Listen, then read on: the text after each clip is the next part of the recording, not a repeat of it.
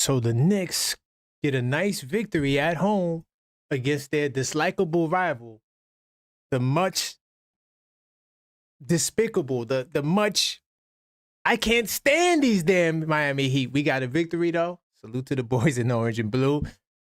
We did it again. Maxine was watching the game with me and she goes, "Why does the guy's face look like that?" Talking about Eric Spoelstra. I said, "Because he just doesn't like us." And it felt so good giving them a loss. The Knicks make sure to not lose a series to any team in Florida, especially Miami and Orlando. Karl Anthony Towns has a dud, but his defense was solid on everyone besides Khalil Ware. Mitchell Robinson, 10 straight free throws in a row. To all my Knicks Tape Madness Discord people, you know what I'm going to say. Trevor! You better call up, Trevor. Jalen Brunson, 47 points. I should have started there. I do got on the Captain 11 hoodie. And the boy was on fire. 47 points. MSG career high. Mikal Bridges. Man, has he been a steady, consistent force for these Knicks when you really needed him? OG Anunoby had a great second half, but defensively, man, OG is incredible. Tyler Kolek redeems himself, even though, you know, young players are even due for bad games. And we're going to talk about this and more on tonight's episode of the post-game call-up show.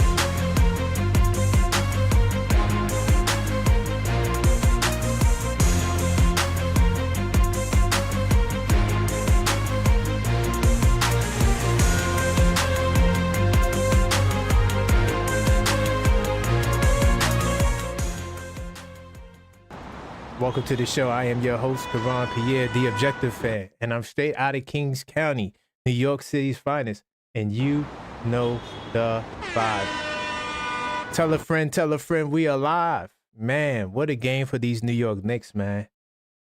I mean, we are a team that definitely does not lose back-to-back games. I mean, even though we had a tough first quarter, I mean, the way they responded the rest of the game, amazing. Let me salute to some people in the building. I see Crim Dad talk about the Nets beat the Raptors. Yo, it's funny, Crim's Dad, that some of these Eastern Conference teams are just falling off the map, man. And as we ascend, a lot of teams descending. Salute to my man Mellow Mike in the building. I do appreciate you. Zach in the building. I see you, Zach. Salute to, who else is in the building? Maxine, the great Maxine, and the place to be. Watching the game with me. Oh, and I see Yuri in the house. Salute to my man Yuri. Knicks Tape Madness Discord server. BS10258. What's good? Knicks Tape Madness Discord server channel member and my man Cool Breeze. Who did we crush? Miami. Oh, by the way, mods, if you see Big Tone Sports, if he comes in here, the Miami dude, I want to see what he says. Don't block him just yet. But he's allowed to call up tonight as well. So to all the Miami haters, this is your chance to redeem yourself. Y'all was talking all that smack. I need y'all to call up tonight. We're going to see if they call up. All right? So, yeah, let's not block them just yet. If they start talking crazy mods, we get rid of them. But this was a great game. I do got a giveaway I'm going to do tonight. So this is the Christmas spirit, you know. Merry Christmas. I do got some Christmas giveaways. I'm going to give away one tonight. And we're going to be giving away an autographed Tyler Kolek card. So if you are interested in that, what you have to do is join me on Substack. I'm taking my talents to Substack. Of course, we're still going to be here on YouTube, but I'm taking my talents to Substack. And it's a great opportunity for me to grow over there. So the link is in the chat. All you got to do is click on that Substack link. I also got a community link in the community section. So I will be giving away the Tyler Kolek card to those who subscribe to me on Substack. So that's all you have to do to win, okay? So definitely get over there now and hit that subscribe button Substack is a great platform, and I'm looking to take it by storm. I'm definitely going to take it by storm. Now, let me get into the first caller. We do got some callers. If I do miss your call, I will call you back. This is the Knicks call-up show. So let me get this brother on the line. I know he's been dying to speak. This is Yuri. Hello, Yuri. What a game. Also, Man. F the Heat. F them. Yeah, definitely screw the Heat. 100%. Oh, man, what a game, bro. They were on a 6-game losing streak before they won, right? So they lost out of 6 out of 7. Yep. They were trying to carry momentum and wanted to get out of playing. Yep. And they looked like they had a purpose in MSG. The Knicks clamped down in that second half. Did they? OG got that shirt untucked and was like, nah, you ain't winning this game. That's what I love about OG Anunoby. He can have the worst game of the worst games and give you the defensive demon that he's known for. 100%. Yeah, his defense was on the money tonight. Cat too. Cat was on his. Cat's defense on everyone besides Ware. Everyone besides Ware wanted to win that game badly. You can tell. Yeah, I mean, was it Khalil Ware or Tim Duncan? That brother was just amazing tonight. Yeah, man. I wish we could have got him in the draft. Same. Listen, the draft is always risky no matter what. But can we talk about Hart for a minute? When he hit that half-court three, I'm like, nah. This man Hart's got that three. Don't break that thumb again if it gets sealed up. Do me a favor. Please, right? Smash it with a hammer. Smash that with a hammer. For real. Also, give the thumbs up to Hart, bro. He deserves it. Nah, he definitely does. Definitely does. I did hear that. Oh, wait, no, not that thumbs up. Hey, that was a pause, by the way, by Jalen Brunson. In that post-game speech, that definitely was a pause. He said 2 thumbs up. Hey, we got to relax. What are we doing over here? What are we condoning in life? That's the kind of, I said it to my people. Boys will be boys. Boys will be boys no matter what. That's the kind of friendship they got, and I appreciate it. Unironically, I got to give credit where credit's due. I wish I had that friendship in life where, besides that, where the guy performs antics on you could just laugh it off. You're right. Man. Moving on. Please. Moving on. This game, in the first quarter, Miami came out with the first punch. The Knicks were trailing. They didn't take the lead since the first quarter when it was 8-9. Right. The Knicks fought back in the second quarter, won the second quarter. Then the third quarter starts. They win the third quarter, and guess what? My 82 night people, I'm about to fill in the journal after the stream. Yep. Was 18-0 entering the fourth quarter when we have the lead. Right. No, we were 17-0, but now we're 18-0. Yep. Right. Yep. 100%. You on the money. But man, I must say, Mitch, continue making your free throws, brother. I'm not familiar with your game.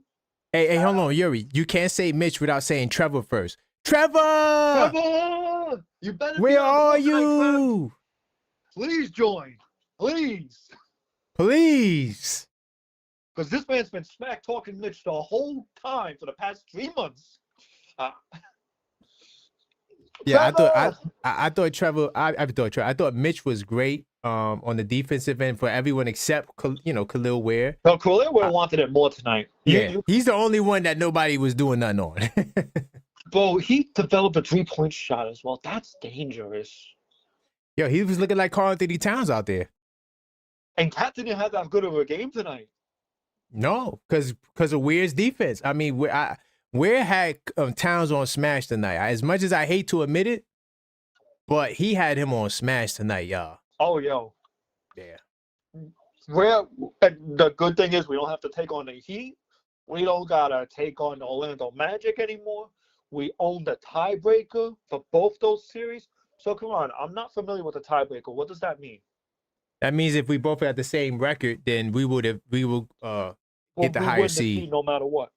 Right. Oh, that's what it would mean. But So that was the we're not first. going to be tied with them. Yeah, we're not going to be tied with So, neither of those teams.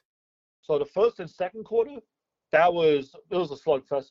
Third quarter, OG comes out untucked, puts the clamps on Bam Adebayo, puts Yes. the clamps on Norman Powell, to the point where Yes. Norman Powell had to complain to get a foul call. Yeah. But Norm was good in the third, though. Norm was cooking in the third. Norm had like 15, 17 points in the third quarter. Yakeem, I thought OG got injured when Yakeem went for the block again. That man's always trying to injure Knicks players no matter Yeah, what. I know, but he held on to the rim. Yo, that He was held scary. on. That was. I'm seeing the player again. I'm like, yo, did this man really try to? Shit. That's why I was telling the Big Tones dude, stupid dude. I'm telling him, like, yo, dude, do you know that Hami Jaquez injured this man's career, Randall? His Knicks career? Like, come on, what are you talking about? Well, to be fair, Nonsense. he hasn't been out there in that game with 2 minutes left, but moving on. No, I mean, I thought that was the third quarter he got hurt. But No, fourth. That was the fourth. Where Randall hurt his shoulder? Yeah. I don't remember. But it doesn't even matter. Bottom line, that we're saying, yeah, Big Tone, call up. You listen, call up. We want the smoke tonight. I want to talk about that Miami talk. Remember, he was all talking all that hot stuff the first game? So I got a nitpick to pick with the rest of this game. Bro, it was so hard to tell what was a foul and what was not a foul throughout these whole fourth quarters. And I'm looking at the free throw disparity. Miami had more free throws than the Knicks. You know how many free throws the Knicks had tonight? 11. Nah, we had No, not even 11. Hang on. We had 21. We made 18. I had 32. They had 35. Actually, they finished with. Yeah, some of them I thought were very questionable fouls, but credit to Miami. No, it was bad calls. I just feel like arguing with the refs are pointless, especially when you're not even. There was a lot of arguing tonight. Yeah, you're not even boxing out on rebound. You got out rebounded +9. You lucky because usually when the Knicks lose the rebounding matchup, they lose the game. Right. So it's like, box out. I don't care about the refs, dog. You got to keep hooping, dog. You got to keep hooping. You got a point. Looking back at that, you bring up a good point. Yeah, you got to keep hooping. Now I see what somebody called up saying that Towns complains to the refs too much. And I was like, I thought Hart would do it more. But now that I look at it, nah. Hart hasn't even complained. Man, Towns was talking to the refs like a half a quarter later about a foul he missed. I'm like, dude, it's over. It's over. Like, I get it. It's not your night tonight. I get it. It wasn't your night tonight, and you got fouled, and you still questionable calls on Towns. Look, don't get it twisted. Right. Don't get it twisted. There were questionable calls on Towns. But let's not BS here. I thought that contact foul after that play, right? I didn't think that was a foul. But hey, listen, when you have this reputation, when you complain, right, that's gonna stick with you until you change it. And I thought Cat was changing as the games went on, but this was the one game where he didn't have it, and he started to complain. Yeah, most definitely. But hey, listen. I felt like he over complained. I thought he over complained. You can complain, but you can't complain at the same time. You got to have a balance. Moving on. Yeah. Jalen Brunson. My God. Captain 11, baby. Captain 11, let's go. My God. Yo, when he hit that three, when Mitch got that hustle play, I'm like, no, this is a game. We're blowing him out. Nah, this game's over. Right. There's baskets when you say, okay, the game's not over. Mm-hmm. That basket was, this game's over. Right. Yeah, great stuff. I mean, they couldn't do nothing with him. Like, I mean, they tried a bevy of different defenders, and he cooked every single one of them. I think the one defender that did a good job on him, was Mitchell. Mitchell? No, not even Mitchell. I'm about to be like, Mitchell? No, not even Mitchell. What was the one defender that got him the turnover? That rookie that they had. Oh, you talking about the Jonovic, the Yeah, European dude? Yeah, he's a solid defender, but I ain't really see much for him tonight. me neither. Yeah, he's solid though. He did Miami a good finds job these, on Jaylen Brown when they played against the Celtics. Miami finds these players, bro. I don't know where they find them from, but they find them. Same thing goes for Boston. Like, damn, Yeah, you yeah, they found got that that dude? Gonzalez kid in Boston. Yo, that kid is like a Josh Hart. Yo, that kid is Yeah, a Joshua. No, he's the hustle player. I've talked to Boston fans. he super hustle, super. I've talked to Boston fans about him. He tells Yeah, me the one comparison that they keep making is he's the Josh Hart of our boss. You have Hart, we have Gonzalez, yeah, that's a fact. and I can't deny that. Yeah, yeah, that's a fact. Even though I think he's a hack, he still, is very he's Wait a until very he develops effective. his defensive tendency. Yeah. But yo, I'm looking at the Eastern Conference right now. Come on, we're nearing that halfway point into January. Pistons are number 1. We're 2 games behind them. Knicks are number 2. Boston's number 3. Oh, we're gaining on him. Boston's number 3. Philly's number 4. Big, even without Embiid. So I'm not even gonna. You know what I mean? Oh, we're gaining on him. Look, we right there. Yeah, I got it on the screen. We right there. One thing I will give the Pistons credit for is the differential. Look at that differential, y'all. Mm-hmm. 6.8, much better than the last 10 games. So they're solid, but they're not better than us. They're not better than us. And the Celtics +6. I told y'all. Wait till I do the Knicks in 10 show so I could show you the patterns. I told y'all on the last Knicks in 10 show, I said, yeah, Boston, yeah, they for real. Boston is for real. I overlooked them. That was my fault. Yeah. Because I'm thinking of Tatum injury, for good reasons, right? For good reasons. But Jaylen Brown is obviously having a breakout year. About time, right? Orlando, they're 5th seed. I expect them to stay the 5th seed. Yeah, I could see that. That's realistic. Toronto, I expect them to stay the 6th seed or the 5th seed. Either one. I think Cleveland gonna catch them. I think once Cleveland get healthy, they'll be back in the fold. Yeah, I think once Cleveland get healthy, they'll be right there. I got no faith in Toronto. I don't. I thought they were back? Huh? You think Cleveland's going to be back? Yeah, I think they're gonna do way better when they get healthy. Because they're a team that don't battle adversity. Like that's not their thing. When they missing players, key guys, that's when the excuses mount up. But when they get their guys back, but who knows? They may do a trade. They may blow it up. I don't know. I don't know what's going to happen with that because. Yeah, they may do a trade, but that trade could be beneficial because remember they traded for Hunter, so they might do a trade that might actually help them. Right, but Karan, all I'm going to say is this, right, about Cleveland. I don't believe them, even with injuries, even when they get healthy. Period.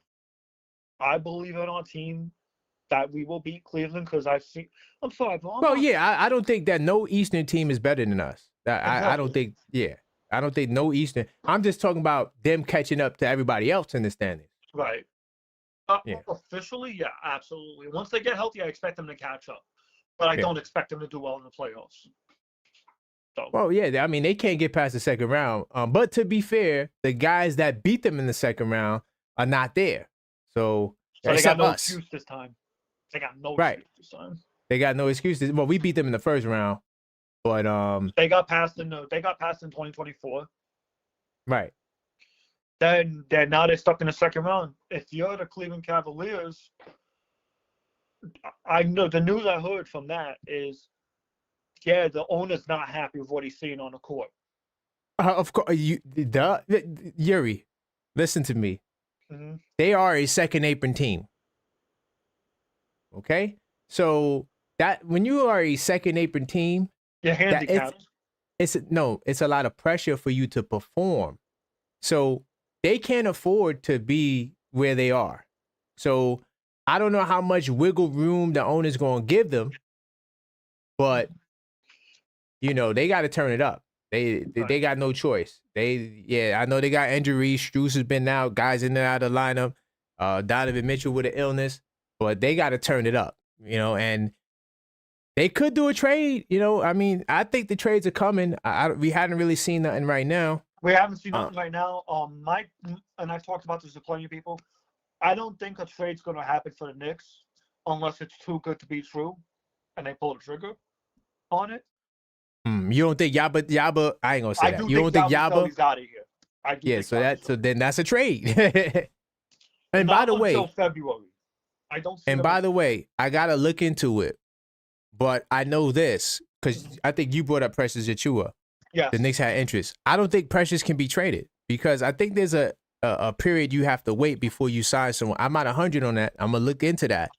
But usually when you sign someone, you can't trade them right away. And Precious was signed during the summer. No, he wasn't. Remember, he was waived by Miami, and then he went and signed with Sacramento, like maybe a month ago or like a couple of weeks ago. Contract. Maybe it's just me. I want to make sure about that before. No, he signed. No, he signed with Miami, got waived, and then he was signed with Sacramento. That's what happened. He got waived by Miami and then signed by Sacramento. Yeah, so right. I just don't know when he can be traded. If that rule applies in season, I don't know. I gotta look into that. So, but I ain't seen no reports from Ian Begley. No report like he can't be our article. February 4th. Never mind. Scratch that. Oh, where you see that at? I'm seeing that on his contract. Trade restriction. This player cannot. Oh, okay. Okay, there you go. See? I know a little something about basketball, y'all. That's why y'all need to hit that subscribe button. Cause I get you right. One thing about me, I read a lot. So you're not gonna get the freestyle feeling trade from me. I'm gonna give you the particulars. Can't tell you though. So a trade is coming for the Knicks. They don't run it back. Every year they want to run it back, they don't do it. No, but Yuri, here's the point you mentioned. We already didn't run it back. Coach Tibbs is not there. This is a new team. It's a new team.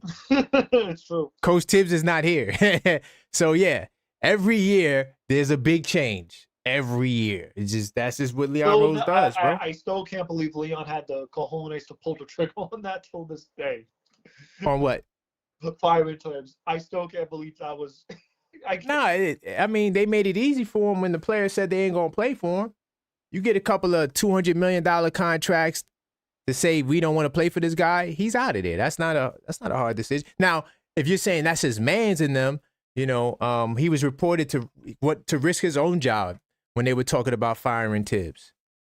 Right. He said that he'll put his job on the line. This was right before. This is that bad year around that time.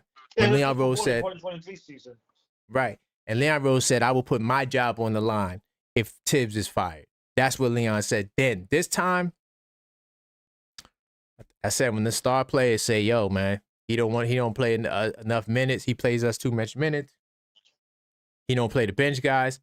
We don't know if we could play for him. This for the Miami game. Good game. Great win to get back on track with the win. Good bounce back win. Good revenge win. 82 nights. Good revenge win. Yep. I like the 82 nights plug, man. Go get your copy of the 82 nights now. This is the second time he plugged it, man. Go get your sports stat tracker and journal exclusively on thisweekinsidethenix.com. I'm gonna fill out. Yep. Get it now, man. Busy. But I will tell you though, this game coming up against Minnesota, I do expect us to win that game. Anthony Edwards is going to be a problem though, so it's going to be up to Mikal to contain him. Yeah, it's going to be tough on the road. On the road, yeah. But if you against above 500 team. Above 500 team, if you can get a win like that, let me tell you something. That will allow the Knicks as a whole to finally get back to the winning ways on the road. They are 5-6. This is a huge opportunity for the Knicks to go above 500. Yeah. And we are 1-6 on the road against 500 and above teams. So big win. Yeah, this is a big opportunity for us to get our second win on the road against an above 500 team. The last time we did it was Toronto in the NBA Cup game. So, and right now we are 4-0 against the West Coast, believe it or not. Well, that's really good. Yeah, we're 4-0 against the West Coast. That's right actually now, good. So. I'm not surprised about that. Yeah. I'll give you another journal stat, by the way, y'all. This is why you need to get the journal. All right, 82 nights of basketball fan companion. right now. All right. I had to do 2 plugs. You did 2 plugs, so I did 2 plugs. We even. All right. I'm gonna go, Karan. All right. Always. All right, man. Salute, Yuri. I appreciate you. All right, that was Yuri, Mixtape Madness Discord server channel member. Big time salute to Yuri. Oh shoot, I'm bugging. Why did I do that? Keep the calls coming. 646-995-8389. Trying to adjust my window here. Driving me crazy. All right, that's better. Man, let me see the chat. Cribs Dad said, Maxine, guess what? Oh, you're a subscriber? All right, Cribs Dad, let's go, man. Definitely follow me on Substack, y'all. I want to grow my brand over there. And I'm doing a giveaway. I'm doing a Tyler Kolick card giveaway. Matter of fact, I could show y'all the card too. Let me do that now. Let me go in the research mode. I got a post in the community section. And so when you go to the channel, I'm going to show you what it looks like. It's there now. And the Substack link is there as well. So I make, one thing about me, I make it easy for you guys. This is the holiday season, man. I'm in the giving mood, So this is one giveaway. And salute to my man, Mike from Harlem, the PA. He's the one that's sponsoring this. So this is the card here, all right? You want this card, all you got to do is follow me on Substack. That's it. There's nothing. You don't got to answer nothing. Just follow me on Substack. All right. And the Substack link is here in the community section. If you read this, also it's in the chat. Listen, I make it easy for you guys. I make it easy. All you got to do, follow me on Substack. All right. Wow. Let me see what else you guys talking about in the chat. Thank you, Mellow Mike. I appreciate the sub on Substack.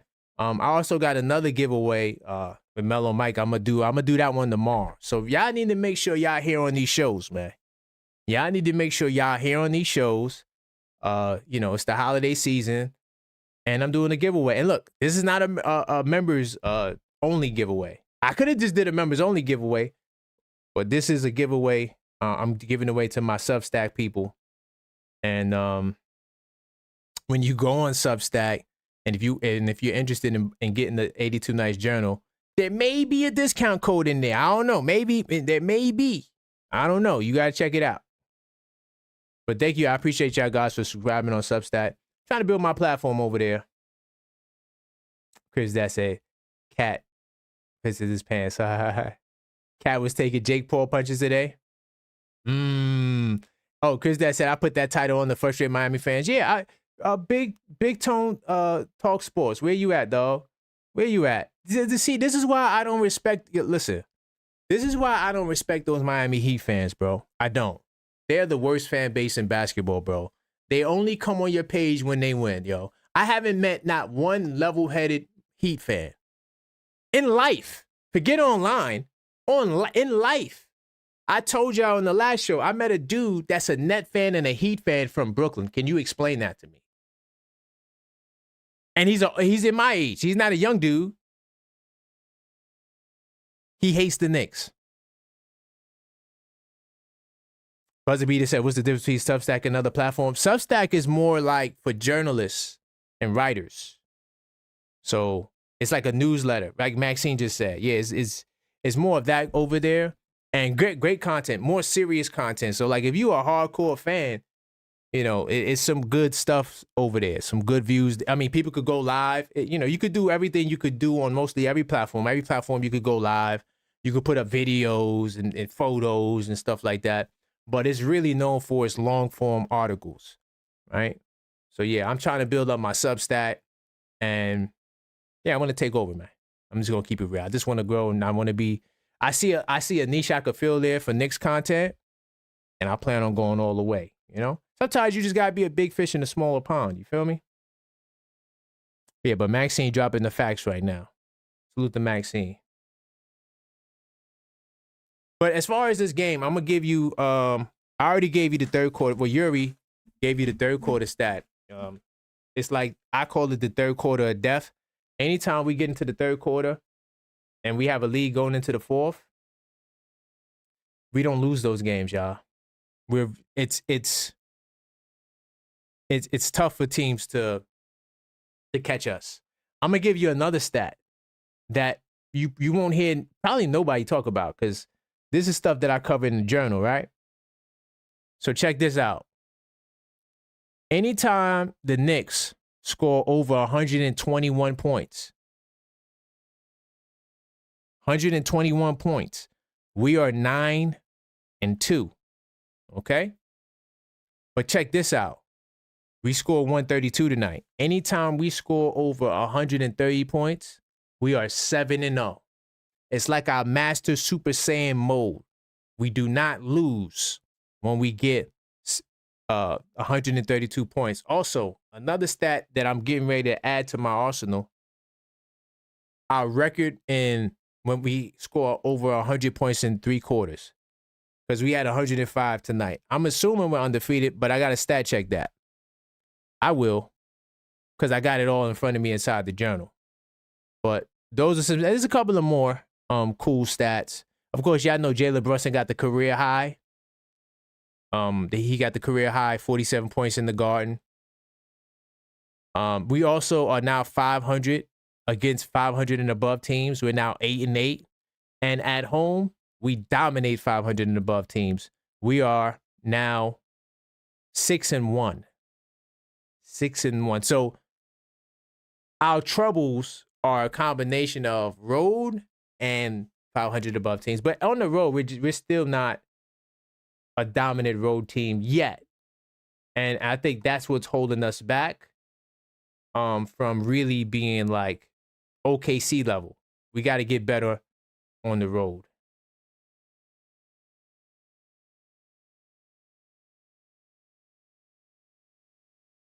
Definitely, let's get them likes up to 15.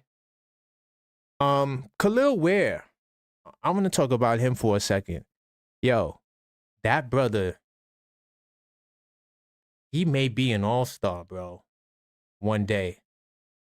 I see it. You know, he can knock down the 3 ball. He crashes the glass. He don't really post up much, but, you know, he's decent in the low post. But on the glass, bro, outstanding. He didn't just do this. What he did tonight, hold on, let me go to research mode. What this brother did tonight was crazy. And I'm going to show you in a second. Hold on, my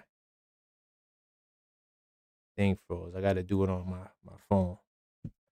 Yeah, my computer. I hate when it does this. I'm going to show y'all in a second. But how dominant of a rebounder he is. I think that he is also a top rebounding team in the league. So this was a clash of the top 2 of the top rebounding guys, and they won that battle. But Khalil Ware, 19 rebounds, man.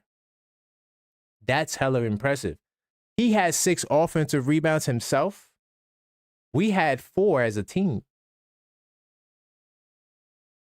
That's incredible. And then you're going up against the best offensive rebounder in Mitch. He only had 2 rebounds offensively. And Towns, the second best rebounder in basketball, you hold him to 6 rebounds. And you shut him down to 2 points. This is Khalil Ware. This is Khalil Ware's defense on Towns. For the most part. Of course, you know, they throw smalls sometimes on Towns, especially when they go double big lineup. I could tell you how many minutes the double big lineup played today. 22 plus 29. That's 51. So they might have played, 5 minutes together? And that was all early in the game. And so, and I know it wasn't a great experience because, hold on, let me see if I can find that really quick. When they ran the double big lineup, we was down some more. I think that was the second quarter.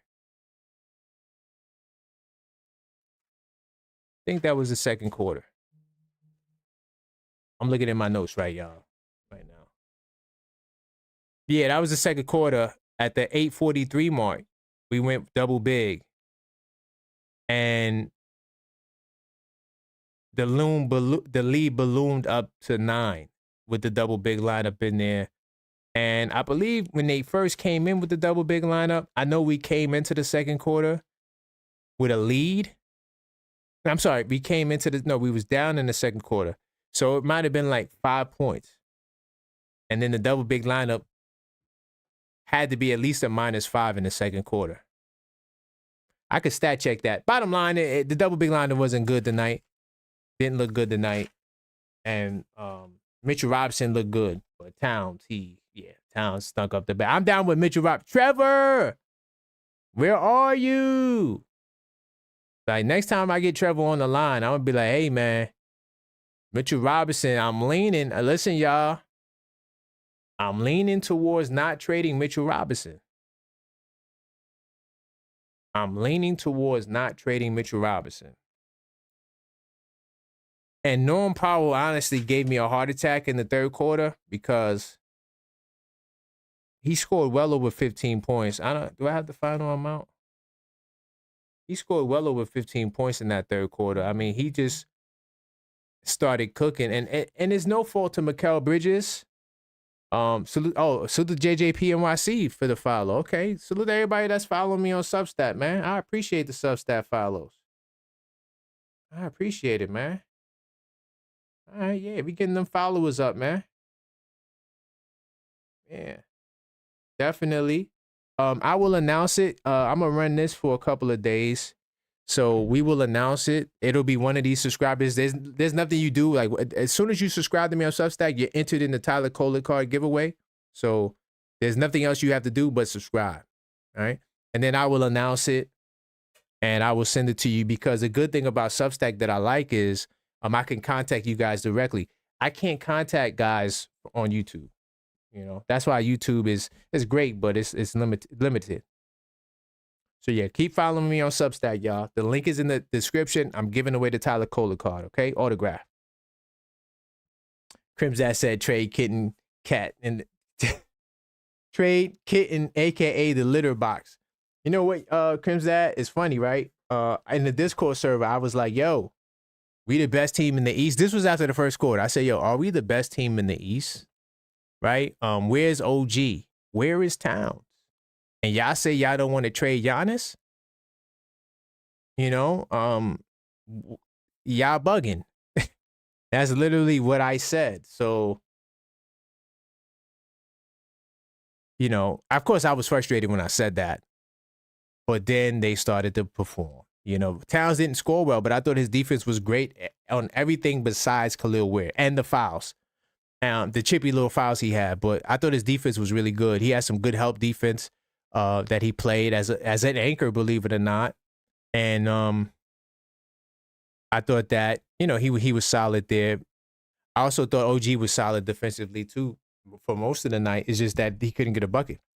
So, you know, as long as you're doing other things, scoring, you know, on this team, especially when you got guys that can score on this team. I mean, we don't have a deficit in scoring, right? Especially when you got a guy like Jalen Brunson who could put up 47. You know, Mikal Bridges gives you a consistent anywhere between 16 to 22, 23. That's Mikal every night. Consistent. Then Josh Hart gives you a little 13, but he also gives you 5-6 assists. You see? So you're getting offense, right? And then Tyler Kolek, 6 points off the bench, a strong 6 off the bench. You know, we don't really care about the amount of points a player scores. Sometimes it's about the impact of the scoring. And I thought that Kolek was really good making plays for others, even though the numbers don't look as appealing. But he also had 4 rebounds and 3 assists. You know, he was out there fighting, scrapping.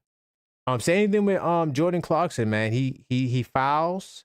He gets some good fouls. He's trying to play defense. That's all you can ask. You know, some guys are just not that gifted defensively, but he's making an effort and an attempt to play defense. You know, Jaime Jaquez is what helped the Heat bench. But our bench, I thought, was doing okay, especially in the first half when Towns and OG didn't have no points. And these guys filled in a lot of that in the first half. Diawara getting the spot minutes over Yabu. I'm going to tell y'all something off rip. Off rip. If we would have lost tonight, I would have been like, yo, 40 minutes for Bridges? This guy's playing like 40 minutes a game the last 5 games. Jalen Brunson, 38 minutes. I don't know. Looking a little bit like Coach Tibbs. But I ain't going there. We won. Oh, another thing, too. Salute to the great Walt Clyde Frazier. I love him. But can we get a consensus on Jordan Clarkson's height? He kept saying, oh, wait, Jordan Clarkson is 6'5". I thought Jordan Clarkson was like 6'3". I never knew Jordan Clarkson was 6'5". Hold up. Jordan Clarkson is 6'5"?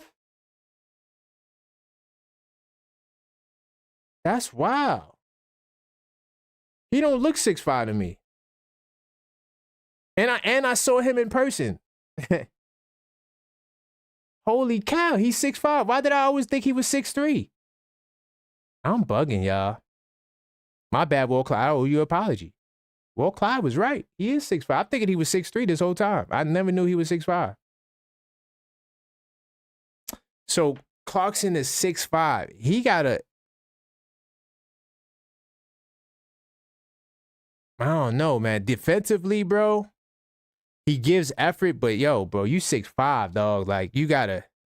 Man, he's 6'5". I didn't even realize. All this time I'm thinking he's 6'3". Salute to my man Randall. I appreciate you, Randall. I see you, man. If you just joined the show, I'm doing a Tyler Kolek giveaway, gift card autograph. Like I said, gift card autograph card giveaway. All you have to do is follow me on Substack. The link is in the chat in the description. The link is in the chat and also in the community section. That's what I meant to say.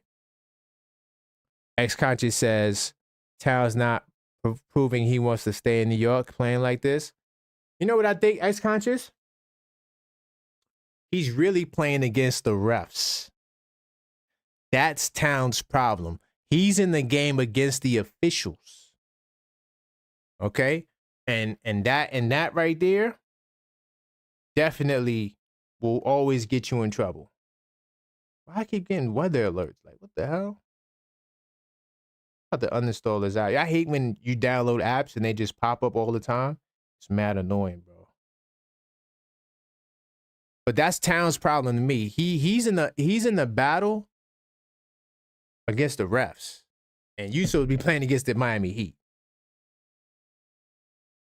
No, it's definitely no excuses. X-Conscious, let me tell you something. Me, I don't ever give excuses, bro. I don't care about excuses ever. Ever. I don't. Oh, we didn't have this. We were injured. I don't give a damn, dog. When you lace them up, got to get it done. So, ain't no excuses. That's what it is. That's what the alert was. We got snow coming to the area. Okay. And you're right about that. Brunson finds a way. But that's why damn, who was that? Somebody was saying that Brunson should be the second option and Towns should be the first option. I wish I could remember that person's name. Dude, Captain is the number one guy. Towns, as great as he is, solid as he is, he'll have nights. Brunson will never have nights like this. Like, Brunson's worst night is when he played against Boston. He only had 15 points. Brunson will never come out and give you single-digit points. That will never happen, dog. Unless he gets hurt. That will never happen. Nick Jackson, yeah, he struggles because of refs. Come on, Mitch, the best center in the last 10 games. Ooh, that's a good... Hey, you know what? I mean, I know you're on the Mitchell Robinson train, but, you know, we could stat check that if you really want to. I got no problem. Y'all not calling up tonight. 646-995-8389. We could pull that up. You know I stay in research mode. We could pull that up, man. But Nick Shack, one thing you have to give me is that they play better apart. You clearly see it. Their best moments is them apart. Now, Nick Shack, do you want to retract that last statement, or do you really want us to look at the last 10 games? Because in the last 10 games that Mitch played, he has a 1-point game, sir. So I wouldn't say he's been better than Towns the last 10 games. I don't think that that's fair.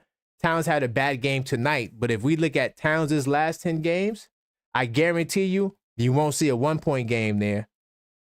I could guarantee that. You won't see a 1-point game. So, you know, this game is not just about offensive rebounds. It's about doing a whole lot. I mean, you got 29. Okay, 14 is a down night, but it was 14 and 16. 14 and 16 for Mitch would be a great night. We would be praising them. 18 and 9. 35 and 18. Mitch will never give you 35 and 18. That will never happen in life. Towns, 29 and 7. 22 and 8. I wouldn't say Mitch was better in the last 10 games. That's a little bit of emotions, Nick Yak. He was better tonight. That's all he needed. Tonight, Mitchell Robinson was better than Towns. Let me go to the box score because it's not up there yet. Let me go back to the box score. I keep forgetting Jordan Clarkson is 6'5". That's crazy. But look, tonight, Towns had 2 points, which is just as bad as 1 point, to be honest. If we keeping it real, 2 points is just as bad as 1 point. But Mitch had 9 points, 7 rebounds. Towns had 2 points, 6 rebounds. Yeah, I'm going with Mitchell Robinson tonight. Mitchell Robinson was better tonight, 100%. I wouldn't say the last 10 games, though.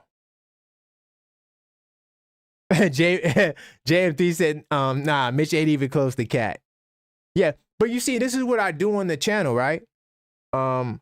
This is what I do. I give you the facts, right?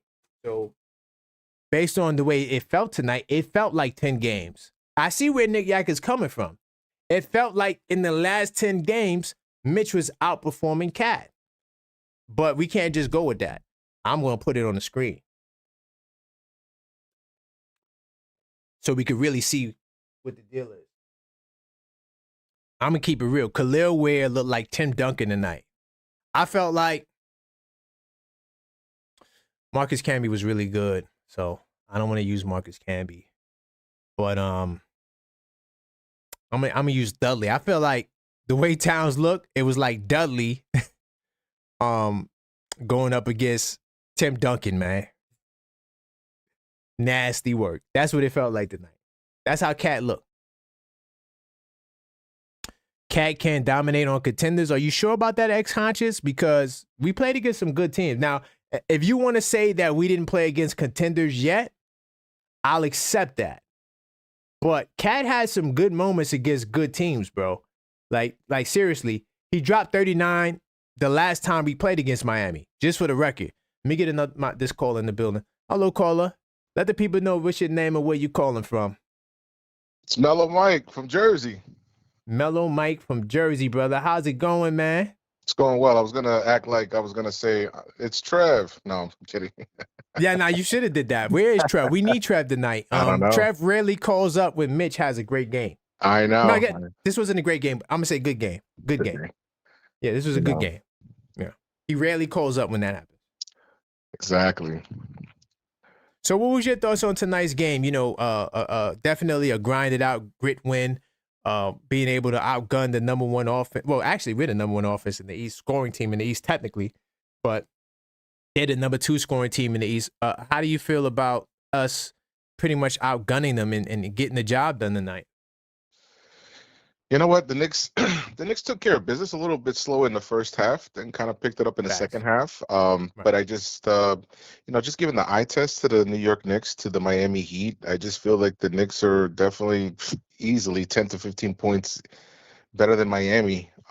Just by just looking at them on the court, they're not the threat that we kind of dealt with earlier in our prior meetings. And I just feel like the Knicks are kind of evolving as a team. Obviously, they're getting better and better and better. And aside from the slight dip on that game, but that was because they were tired.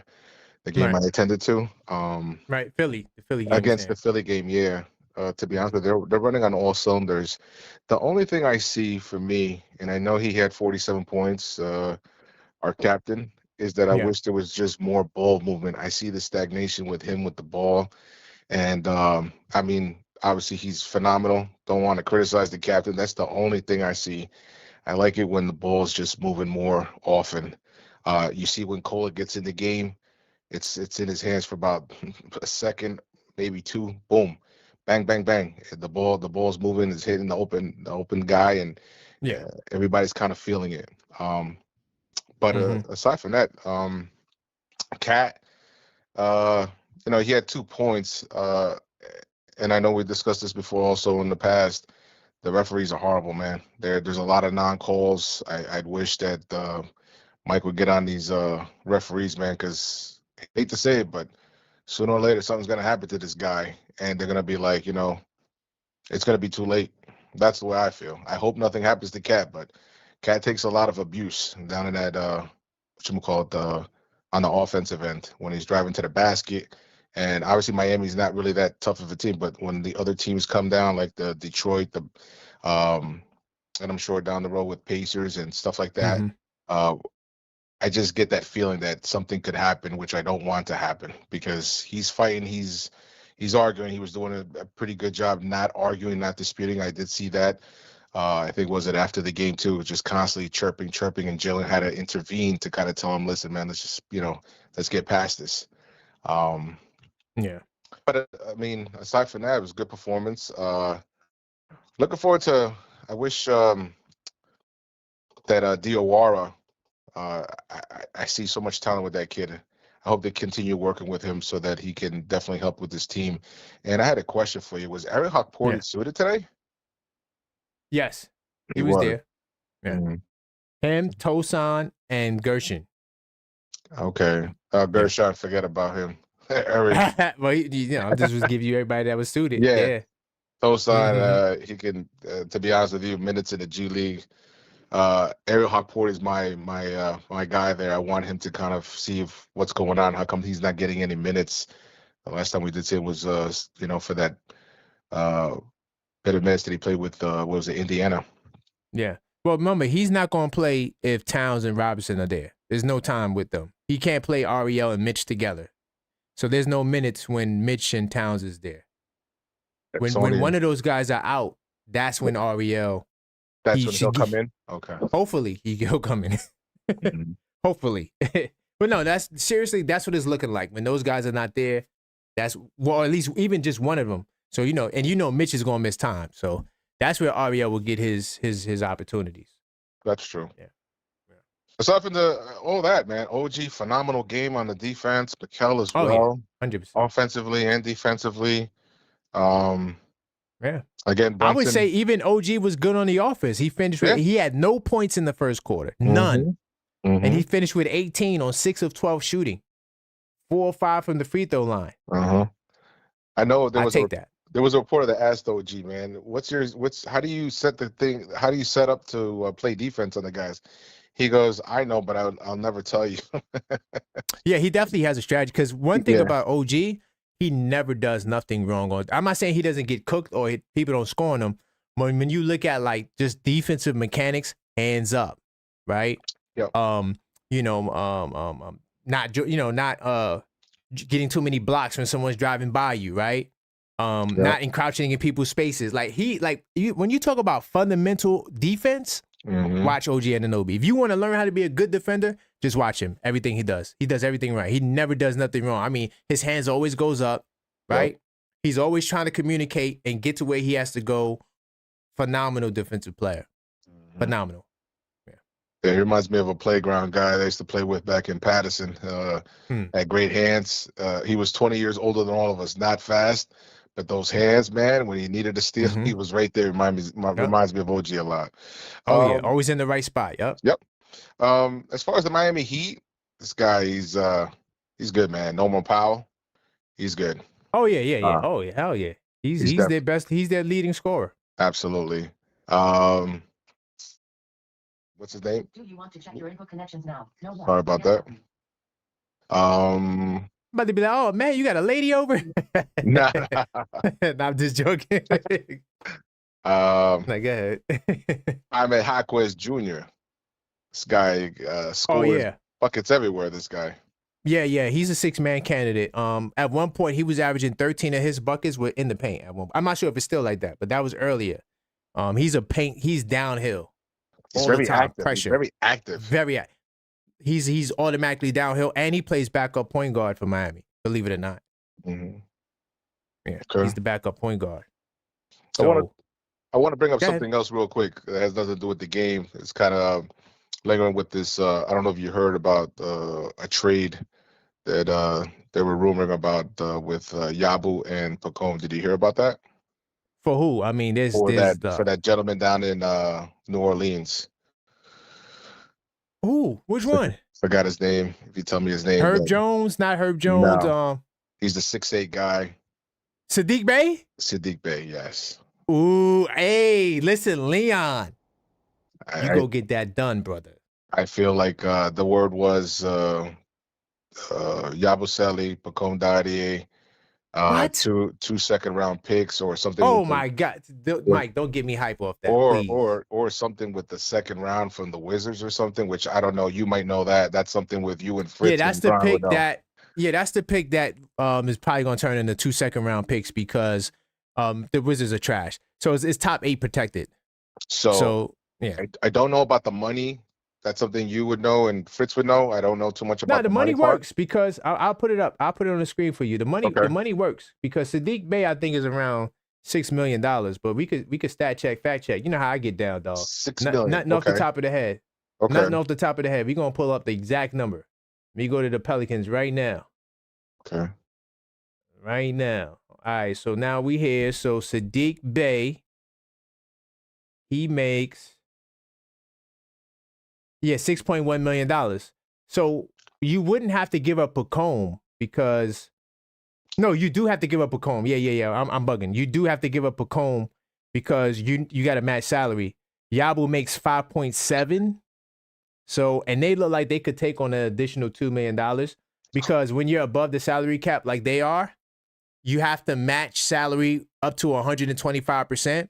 So if you do the math, the numbers kind of work out.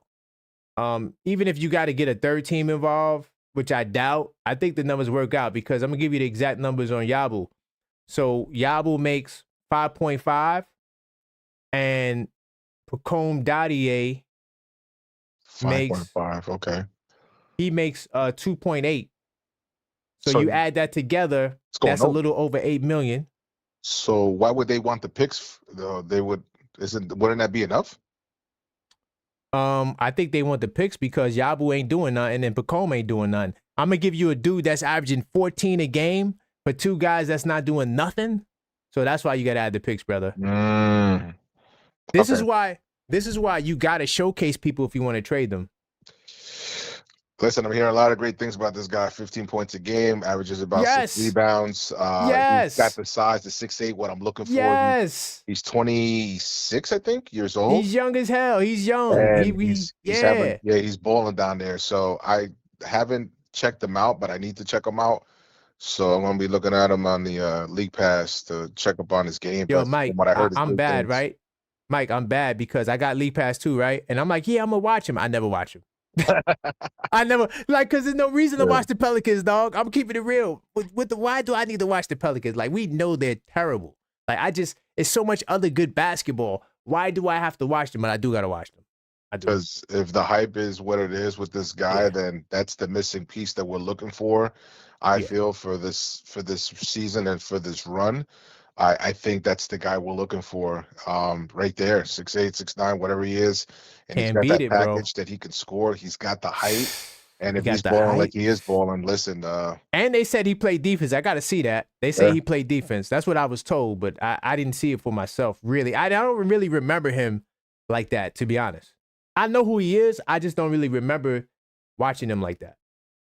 So I'm more thinking about that, being that the Knicks are kind of like, getting through without using.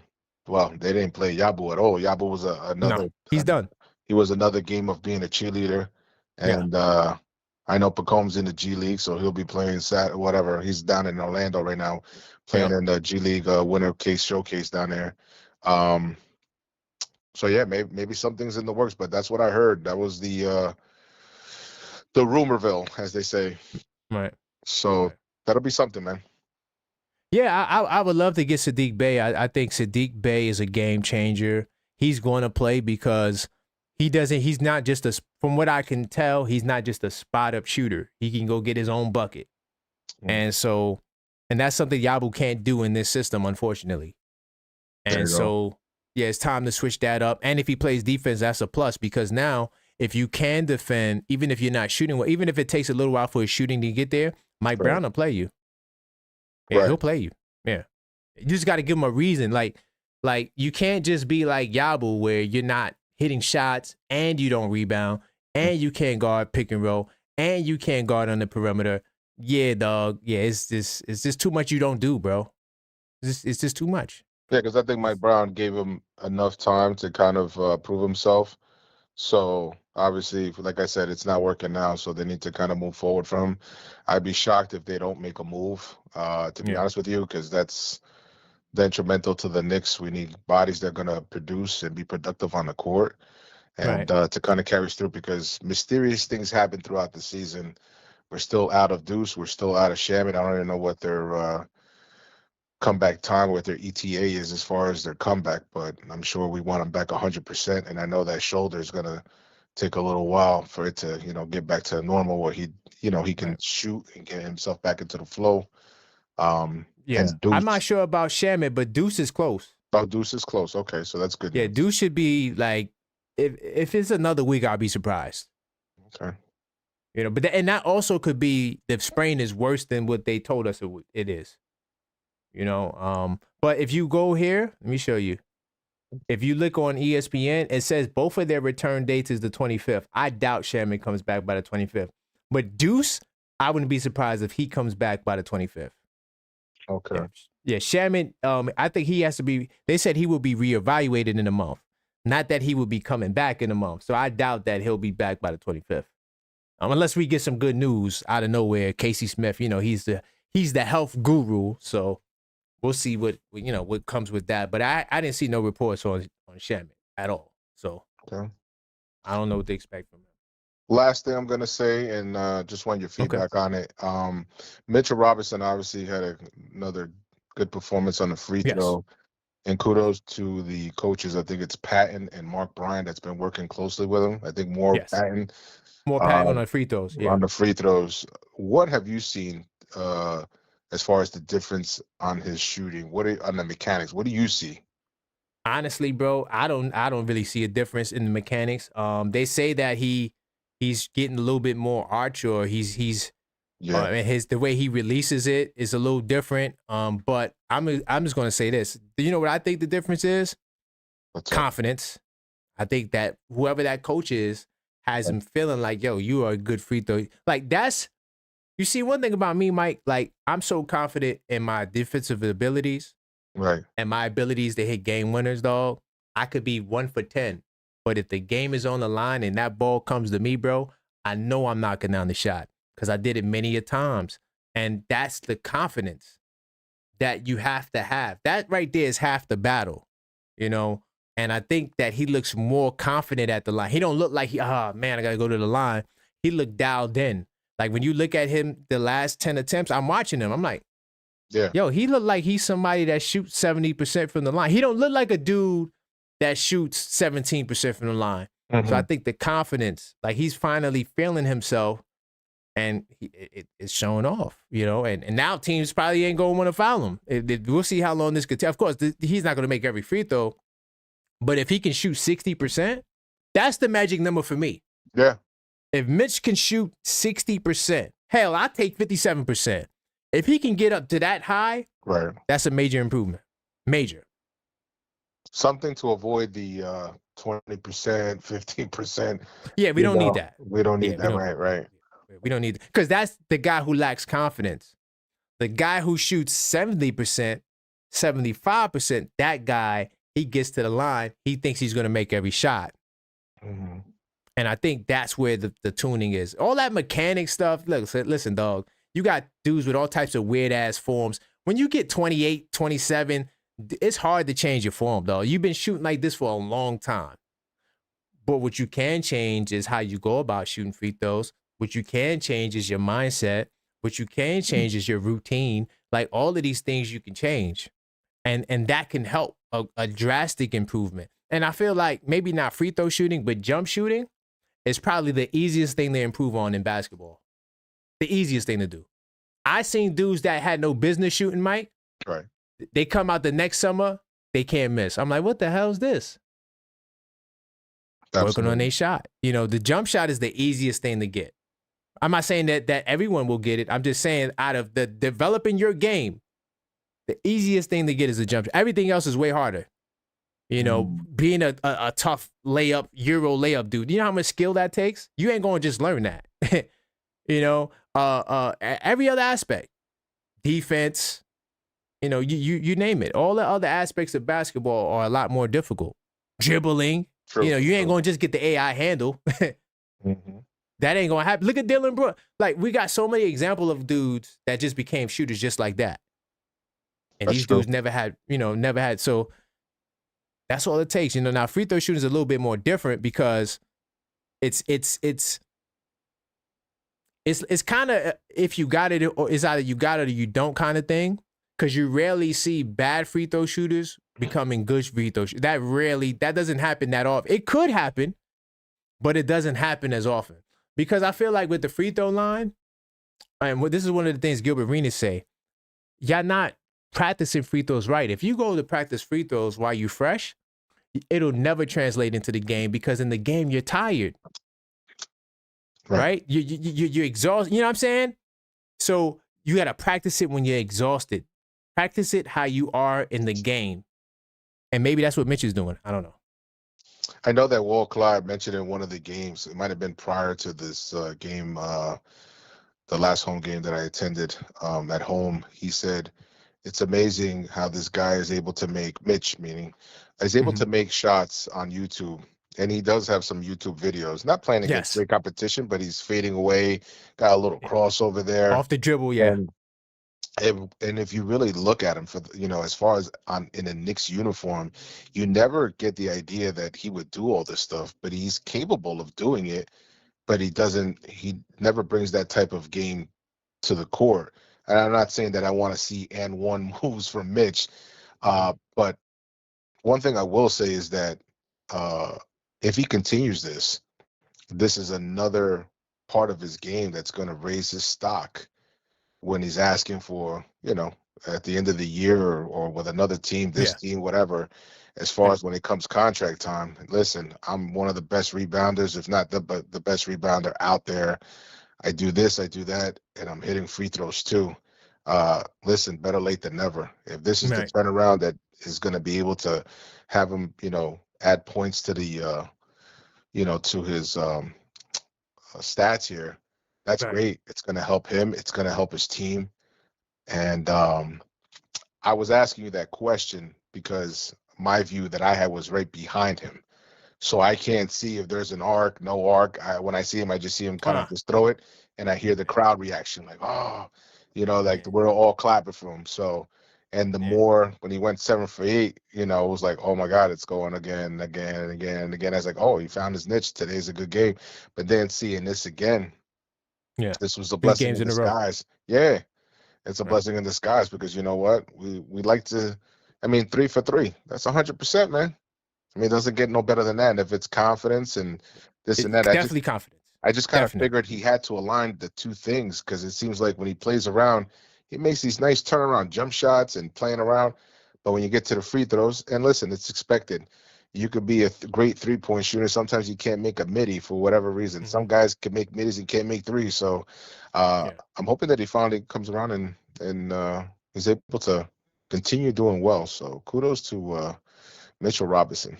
And before you go, real quickly, I got a question for you. Sure. When you play one-on-one, do you play one-on-one? When you play, like, were you one-on-one? Did you play like? You know, I'm not saying like professional. I'm just saying like one-on-one games against your buddy. Yeah. Okay, so do you play one-on-one the same way you play team ball? No. Exactly. So part of that with Mitch is any NBA player right now, anyone, you could name whoever you want. If you watch their highlights, if you take them to the park, they would be like Michael Jordan, hitting fadeaways, off the dribble, crazy stuff. You can do that in the park. You can do that against lower competition. On the NBA level, you have roles. Yes. And so, okay, I hear a lot of stories, right? And you probably heard them too. There's a lot of 15 men on the team, 14 men that kill the starters in practice. Absolutely. Right? All that's well and good. It's great to be a good practice player, But when it gets to the game, that's a whole nother level, dog. So Mhm. when he's working out one-on-one and playing against lesser competition, it looks great. But in the real game, he hasn't done it. So like practice makes permanent. So you got to actually work on that and implement it. Mhm. He's not implementing it in the real game for a reason. And that is because the coaches who are evaluating him, training camp, they work out. Your game is designed for this. And we see a lot of players from the G League. I'm pretty sure there's a lot of kids you've seen in the G League come up and you're like, damn, why aren't they used in a certain way? Yep. In the G League, they do this, but when they get to the league, it's because one, you got to fill a role. And I don't think no coach would give Mitch that role. Khalil Ware, who you see the way he played tonight, his role is adapting because he's proving himself to the coaches for him to get 5, 6 3-point attempts on the perimeter. For him to get a Karl Anthony Towns look off the bounce from the perimeter, taking it to the basket, right? That comes with coaches giving you that responsibility. I don't think no coach sees it in Mitch. Mitch has other talents. All we need Mitch to do is look at the basket and go up when you get the ball near the basket. If he does that, he don't got to dribble. But if he could get a hook shot, like just a little turnaround hook, I take that, Those things he can do.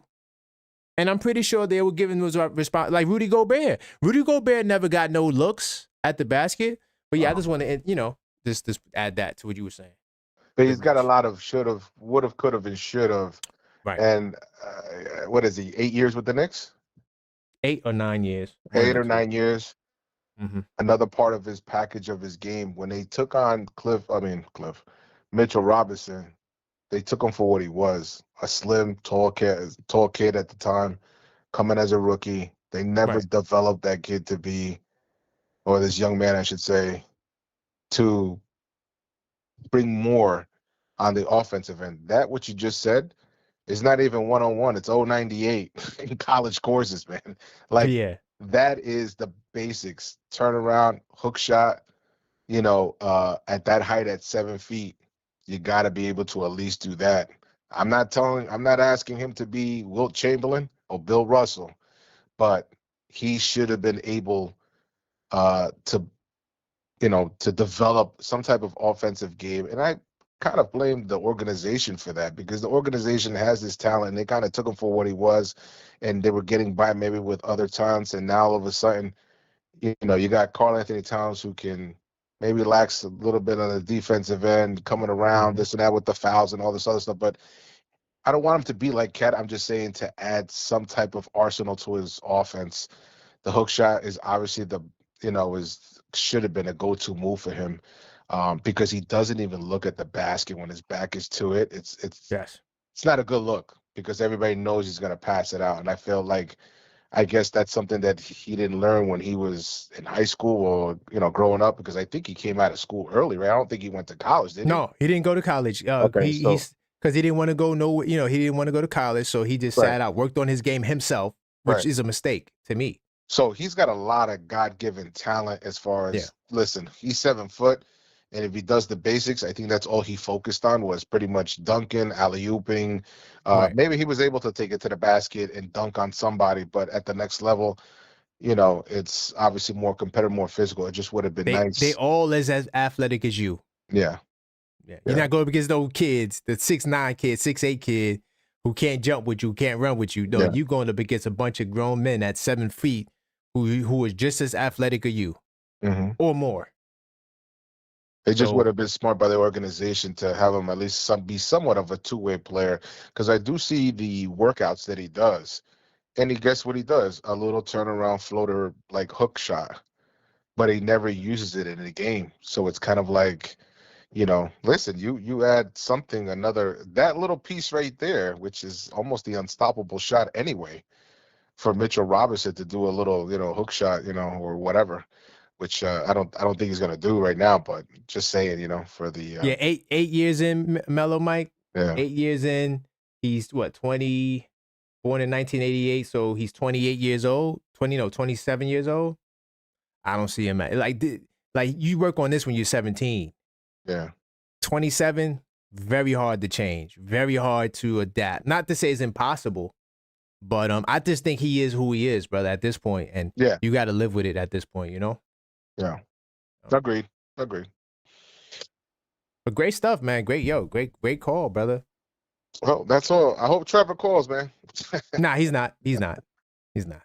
But aside from that, whatchamacallit, yeah, let's see what happens on the next game, man. See how the All Knicks right. do. All right. All right, man. I appreciate you, Mellow Mike. And tomorrow we're gonna do the other giveaway. All right. You got it, Karan. We'll talk soon. All right. Salute. Salute. By the way, we got a giveaway. We're giving away a Tyler Kolick gift card. Let me show you. If you just joined the stream, definitely smash that like button, right, on the way in, and subscribe if you're not subscribed. So I'm giving away a Tyler Kolick autograph card. Salute to my man, Mike from Harlem, the PA. He's offering this. This is the holiday season. So I figured, we have some gifts to give. All you got to do is go to my Substack.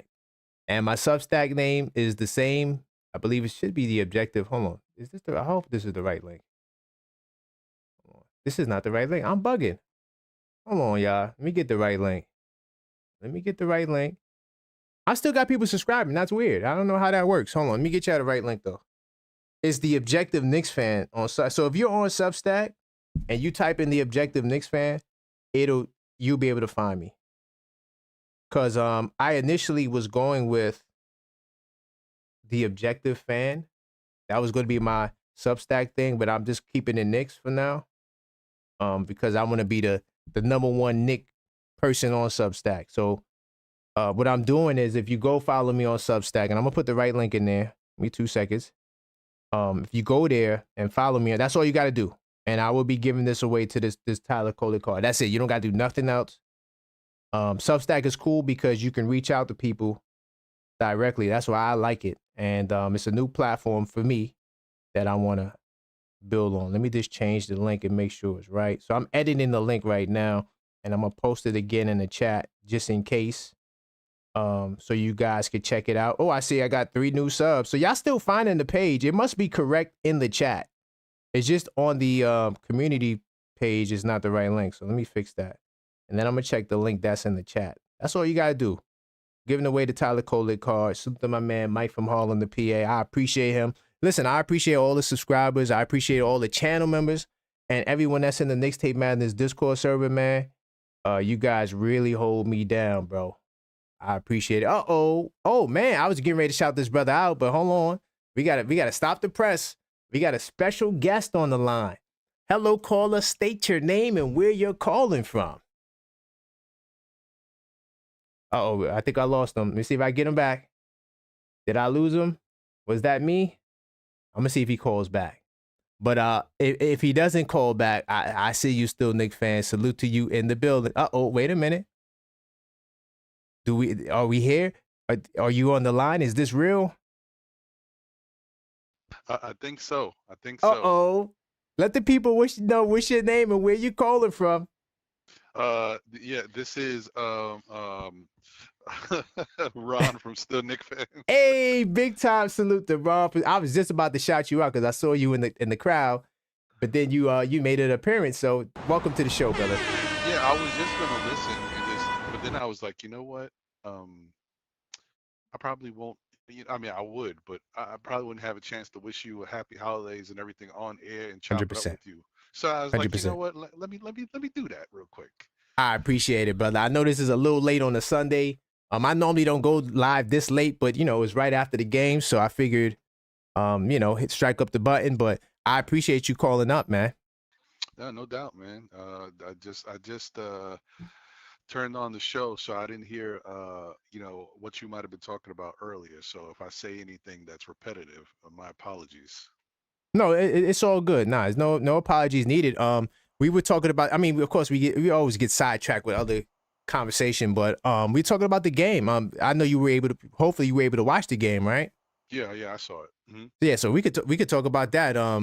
what was your thoughts on the game? This was a game that definitely was a grinded grit game. Miami did not let us off the hook. I mean, they could have rolled over down double digits in the fourth quarter, but turning it into a clutch game. What was your thoughts on this game? Honestly, I was hoping that the Knicks were going to come out with a little bit of fire because I mean, we all know the Knicks have been tired playing, the 3 games in 4 nights or whatever it's been. So I was hoping, like, at least with a day of rest, they'll be able to come out and kind of show a little bit more of what we're used to seeing from them lately. Right. But I was a little worried early because it felt like they still were a little tired and Miami had a little bit more energy, even though Miami, I think, was coming off a back-to-back. Miami Yes. just came out with a little bit more spark to start the game. Right. 100%. 100%. Yeah, Um, and that scared me too. But go ahead.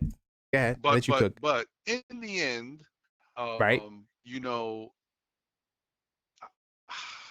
I know people probably aren't seeing it this way yet, but I'm telling you, man, I like to look at little things, and there's something cooking with the Knicks, y'all. There's Oh something yes. happening because a game like this normally they wouldn't win because it would have took.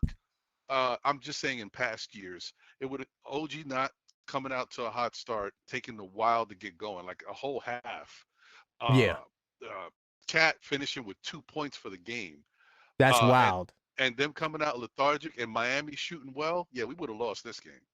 100%. But I'm with you.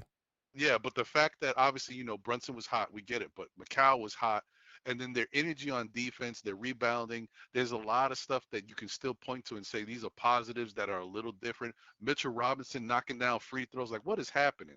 Yeah, this is weird. Wacky Yeah, stuff. yeah, it's crazy. Khalil Weir getting 19 rebounds. Nuts, nuts, nut. You Like know, there's so yeah. many things, bro. Keep going. There's so many things that you'd point to and be like, no, there's no way the Knicks won this game. It's crazy, bro. I mean, but one thing about us, and I think we took this over from Miami. They were the #1 scoring team in the East. That Hmm. title now belongs to us. Anytime we get over 121 points, I believe our record is. I'm gonna give you the actual record. I think it was 8-2. Let me just stat check myself. Hey, speaking of that, I gotta get you this journal, man. No, I no, had your. I know. We got to figure it out. Yeah, And we got to figure. We'll talk behind the scenes, but yeah, yeah. because that's what I'm looking at right now. Yeah, because the other thing I wanted to tell you, I don't know your plans for What's- this holiday season, but after Tuesday, I'm on vacation until like January 2nd or whatever. So, Oh, okay. you know, yeah. Oh, okay, So, yeah. So we'll touch base behind the mhm. scenes. Yeah, that'll work. Okay. Oh, that's nice. They got a nice little vacation. Yeah, man. This is the time of year I wait for. This is when I gotta put them days in. Right. Nah, facts. Nah, 100%, man. But just to give you the quick stat chat, when we score 121 plus points, we are Hmm. 9-2. But guess this: Hmm. anytime we get 130 points or more, we are 7-0. Wow. So when we go on this tear offensively, it don't matter who it is, whether it's Brunson, Bridges. I mean, we got a collection of dudes that can put up 20 or 18, 15. You get 6 dudes doing that, that's over 100 points. So Hmm. and that's what we've been able to do. But when we really put our minds to it on offense, and we're dealing with a team that really can't stop. I mean, Davion Mitchell, listen, Lord bless him. They try to tout this kid as he's a great defender, and he's solid, but he's only like 5'11", dog. He can't, Right. you can't put a 5'11" dude on Brunson. I'm sorry. It's That's just, a fact. it'll never work out for you. So and that's just what it became. It became a who can outscore the other. On their end, Khalil Ware was giving us the business, and Hmm. we had no real answer for him. And then Norm Powell got it going in the third quarter. That really scared me. Norm But Powell's ridiculous, brother. yeah, he's Ridiculous. he's incredible. So I think that was just sometimes it's just you got to put the ball in the basket more than the other team. That's what it was tonight. It wasn't as much defense on both sides. Both teams shot well over 50% from the field. So it's like, what are you doing this game? You just got to get buckets. And Hmm. we I think we're proving now we can win games like this when the defense is just throw the defense out the window, go get a bucket, and That to me is a major key. Hmm. That to me is a major key. And Karan, this is what we've talked about this multiple times already, but this is going to be an ongoing thing all season. This is part of the idea that the Knicks had, that they can change things on defense, but they may not get that much better to stop some of these teams. They can't out defense Detroit. They can't out Right. defense OKC. But now we're in a position where we can be such a powerhouse on offense that it makes it it doesn't nullify their defense, but it their defense is not as strong as it Right. appears to other teams. Exactly. Yeah, Exactly. And even though Miami, they are not a bad defensive team, they do give up a lot of points. yeah, they do. They give up 117 points a night. So if you can score against Miami, you could keep up with them. They're very fast paced. They're first in pace in the league. So if you can keep up with them, they're definitely beatable. That's why they lost. Now I think it's 7 of their last 8 games. And Hmm. it's a sinking ship at this point, and they think they could get Giannis. That's a whole other time. I don't want to go there, but I don't think Giannis is going to look at your team and say, "I want to go there" when you're not doing well. I think he would want to go to a team that's performing. Yeah, that's a fact. I Yeah. agree with that. And No. he's got maybe a little bit more that's the other thing too. He does have a little bit more camaraderie, I think, with some of these players on the Knicks. Right. Right. Yep. But I agree. And so Miami to me, them Toronto, they got to really show that they are good teams hmm because what we're seeing now, they're losing some games they're not supposed to. The Heat have definitely gone on more of a slide than Toronto. But that middle of the conference, when you look at Orlando, Toronto, Cleveland, right, then Miami, when you look in there, those teams, man, they're all just kind of like fading a little bit. right, right. Yeah, Yeah, I mean, we know this too. Watching basketball as much as you watch and I watch, and people, know after the first couple months of the season, going into the second, third months, people start to fall back down. You start to see who's real. The yeah, cream rises to the top. So we know how it's shaking out. And right. that's why when you look at these teams, after a while, you start to say, okay, this ain't a fluke. Detroit is good. Stuff like that. Yeah, no, they're good. They're good. Yeah, 100%. Them and Boston, I would say is solid. Even though I think Boston lost tonight, but those two teams are solid. Hmm. I think right now we are the top 3 teams in the East. Yeah, I If I agree. had to say so right now. Now things could change, but right now, yeah, Detroit's real. I But agree with I don't that. think they're better than us. That's a whole nother topic. That's a whole nother Yeah. topic. Yeah. Yep. Yep. So well, what you got going on still Nick fans? I know you did a show yesterday. I couldn't catch that one. But you doing the show tomorrow? Yes. Okay. Yesterday's show was great. We had a really good time. Basically, I see you doing a Tyler Kohler giveaway. We gave away some Nick merch yesterday. It's always nice Nice. to do stuff like that around the holiday time if you can. Yes. So yeah, it was a really good show. I had a great time. And tomorrow we are gonna be basically talking about what's going on, everything Knicks with Dexter Henry from SNY and New York Post. Oh, So that should be nice. pretty fun. Yeah, I definitely will be tapped in. Definitely, if y'all don't know, still Nick fans, go check them out, man. They always got great content. That's a great. I'm looking forward to that show. Dexter Henry, he always does a great job. That's wow, that's nice. Yeah, it's we always have a great time talking to Dexter, man.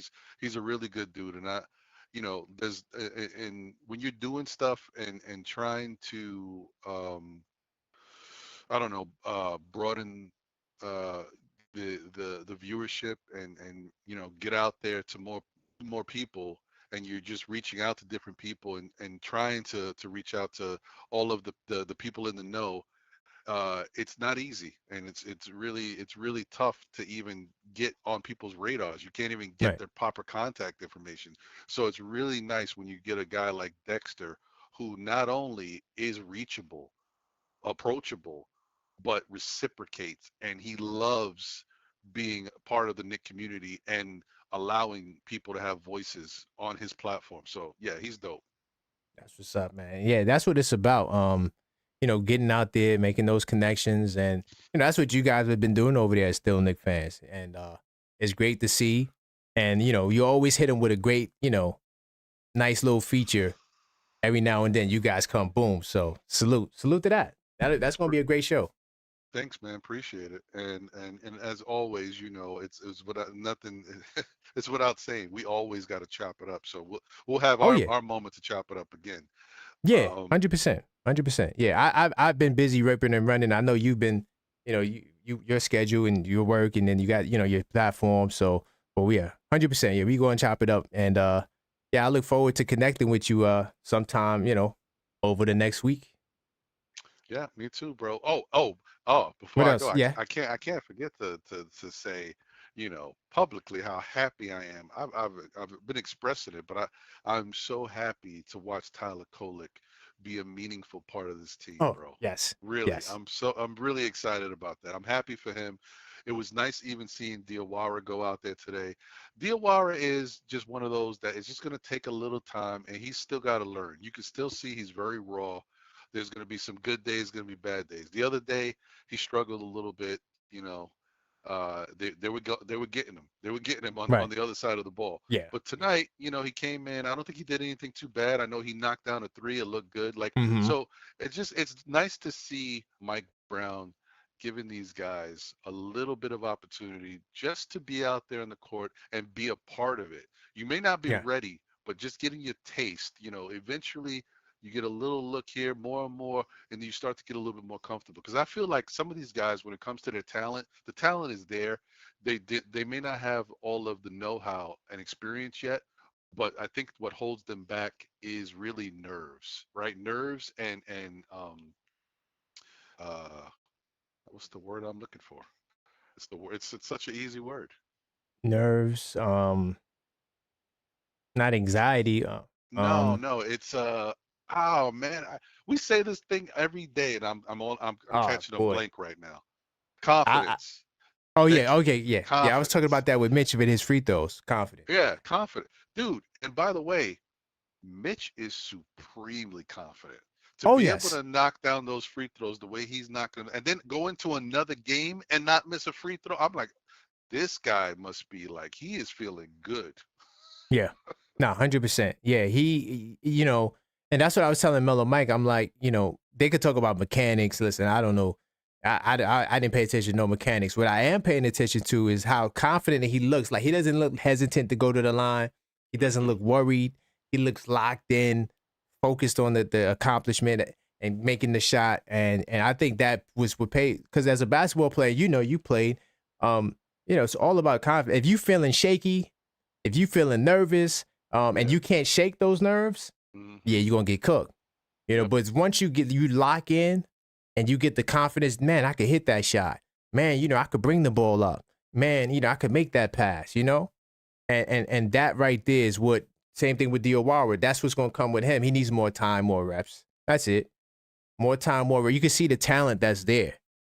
More time, more reps. Now, will he get enough reps for this year? Probably not. But that's why, hopefully he'll stick around. And then, Right. and then next year he'll get an increased role, especially with the second apron. You never know the team will have next year. You might have to lean more on these guys. So, um, yeah, I think it's going to come with time. I think you're on the money with confidence. I think Tyler Kolek shows you that, hey, I don't need to score to have an impactful game, right? He scored 6 points.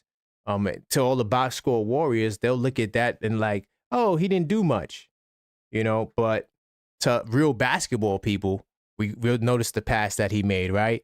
Right. We'll notice that one opportunity, that one defensive stop he had that was solid. I mean, he's doing things on the floor that are very impactful, more so than just scoring. Yeah, I agree, man. Who do we have next? We had Minnesota. That's going to be tough. Uh, Yeah, that's going to be a tough one. and they're feeling good about themselves too. I know they Oh just yeah. beat OKC recently, and I saw Dante was in New York Knick form out there scruffing it up with people. I'm Oh like, yes, and he's playing a lot better too. It's gonna be a interesting one. I think we can still win it. I think that, it's going to be tough on the road. We definitely struggled on the road. I believe you're 1-6 against 500 and above teams. Mm-hmm. So on the road. So that's going to be a nice challenge for us to see if, hey, we can go on another win streak starting on the road.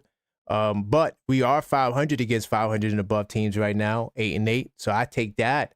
We're going to be in the game. I'm not sure if we're favored right now, but Ant-Man, it's going to be a tall task. But Jalen Brunson is going to be a tall task too. So we got one of those guys. I think Jalen Brunson MVP conversation, top 5, if not top 3, but top 5 for sure. And I think he's a first teamer, right? If you ask me, if you just look at the numbers and what he's doing to impact wins, and his team is number 2, with Jalen Brunson on your side, he's the neutralizer to a degree, Yep. There's really, like, as much as people don't want to give Brunson credit, for how much of a problem he can be out there on the basketball court, he just keeps showing you different levels. Like, he's just got Facts. so much in his bag, Yeah. Yeah, it's scary because I think he has another level to go. And that is like the scary part, Is it 30 a night? Is it 10 assists a night? I just feel like he can still get better because his commitment to the game, you can see it. Like, he's dedicated to the game of basketball. And when you have a guy like that who works in this craft and adds stuff all the time and gives new wrinkles and, okay, I'm going to come off the ball a little bit more, I'm going to dribble for 1 second less, that next level could be really scary for the league and great for us. I agree, brother. I agree. I mean, I love watching him. Even just when he goes to the bench, looking at the iPad. I mean, I just think that shows you how locked in he is, and I can't get over how impressive it is to me to watch him do this stuff. But lastly, before I get out of here, I don't want to take up too much of your time. I know other people might call in, and plus you've been rocking for a little bit. Mm-hmm. I just want to get your thoughts on how do you feel now. Knicks are what, 20-8, so that's 28 games. Well, then they also play that one extra game, whatever. So almost 30 games of Mike Brown's coaching. Right. How do you feel about his? I mean, do I want to single him out or just say, the whole coaching staff and the job that they're doing on both ends of the ball? I'm gonna tell you right now, I always thought that we would have the number 1 offense in basketball. So what I'm seeing on the offensive end doesn't surprise me. I thought that we could even be better than what we are, but I mean, number 2, number 3 offense. I mean, that's top. That's top notch, right? You can't nitpick so much. To me, we're the best offensive team in basketball, but I take best offense in the East. I take that for now. And I knew the offense was coming. I'm not surprised. The defense is a little bit more surprising to me, but even then, I still would be capping a little bit if I said it was a complete surprise because I knew Mitchell Robinson will impact defense, and he's impacting offensive rebounds. Like you feel his impact. Yes, he has his shortcomings, but what Mitch is able to do to the game in a short period of time has transformed these Knicks. We already know he's a really good rim protector, and when he's in the game, that's one thing he's going to hold it down on the inside, and he's crashing the glass, and especially the offensive glass. But Towns' defense is also better. I don't know if that's the assistant coach, the defensive guy. I can't remember the assistant coach's name. What's the guy that's ahead of defense? Oh, is it Brendan O'Connor? I believe. O'Connor, yeah. So I'm pretty sure he's working with Towns on how to anchor the defense, and Towns looks good anchoring. The problem with Towns is the fouls, mostly, and sometimes right, and most of the times he's a pick and roll. He's a liability in pick and roll. His drop coverage. I mean, he doesn't do a good job switching if you need him. At times he can though. I mean, when he's locked in and into it, he can. But pick and roll with him and Brunson is still a nightmare. If the other team has another guard that can put Brunson in pick and roll, Right. But besides that, Towns is doing a great job. Help, like you seen it tonight. You know, everything besides Khalil Ware, Towns was really good on the defensive end, helping, getting stops. And you know, I think that Mitchell Robinson coming in for the time that he's coming in, not leaving it all to Mitch. I mean, to Towns having to do for 38 minutes. I think that it's a major key. Yep. And so the defense is what is kind of surprising, and we still got levels to go, and that's the Agreed. scary part. That's what you just said is what I try to tell our fellow Nick fans, because that is the thing that I think some of us don't look at. We don't look at the fact that we live in the now. We don't think about how good we can be. We're still touching the surface, man. We can be a lot better. Right. And Mike Brown says it all the time too. So it's not just us. It's not lip service. He sees he's the one watching. He knows that hey, they look good, but there's stuff that's not happening the way I want it to. We can be even better, you know. So I agree Right. with you, man. Right. And also to make this last comment before you go on the staff, it's the staff, but it's him because he empowers the staff. Mm-hmm. Mm-hmm. So, and because he's the guy in charge. So he gets all the credit and all the blame, but it's the staff and it's him because he's made the right choices by listening to these guys. Oh, you should start Josh Hart. Start Josh Hart. Players with gripes. Josh Hart had a gripe, had a conversation, meeting the mind. Like that right there is more valuable than just X and O's. If you can communicate with your staff and get the most out of them and then do the same with your players, oh man, coach of the year. Facts. Coach of the year, easy. I'm very excited about the direction that we're going, and I know that there's still going to be some hiccups in the road. So you know, we got to be prepared for that. But right Right. now, things are looking really good, man. And I like the fact that, you know, outside of them just being a tired team, um, they've been on a roll. So, you know, it is what it is. You got to live with it. You know, we hadn't lost 2 games since the first 3-game losing streak we had back in October. Yeah. We hadn't lost 2 games in a row. Like this team, we're bouncing back, avenging losses, right? And you know, with this focus, man, like this is what a championship team is made of. These are the building blocks and the ingredients that championship teams possess. And that's what these guys are showing, man. The only weird, one more thing that I was going to say, the only Yeah, go weird ahead. thing about this is that we are developing into a offensive juggernaut. We're getting better and better as a team each Right. day. Yet Each we're day, yeah. having individual problems. It's so weird. Yes. You know, OG having 2 points, Cat Right. having 2 points. This is just, Right. you know, this is weird stuff, and I don't know exactly why it's happening, but I know that you know, once we get everything right and guys get locked in again, we'll be fine. Yeah, yeah. I could, you know, I was skeptical about the 60 wins, but depending on how these next 10 games look, we might get 60 wins. That sounds Yeah. crazy, man. It sounds crazy. I know. But, bro, let me tell you right now, at least 34 to 5 to 6 of your games are going to be against sub 500 teams. You win all of those games, you're more than halfway there.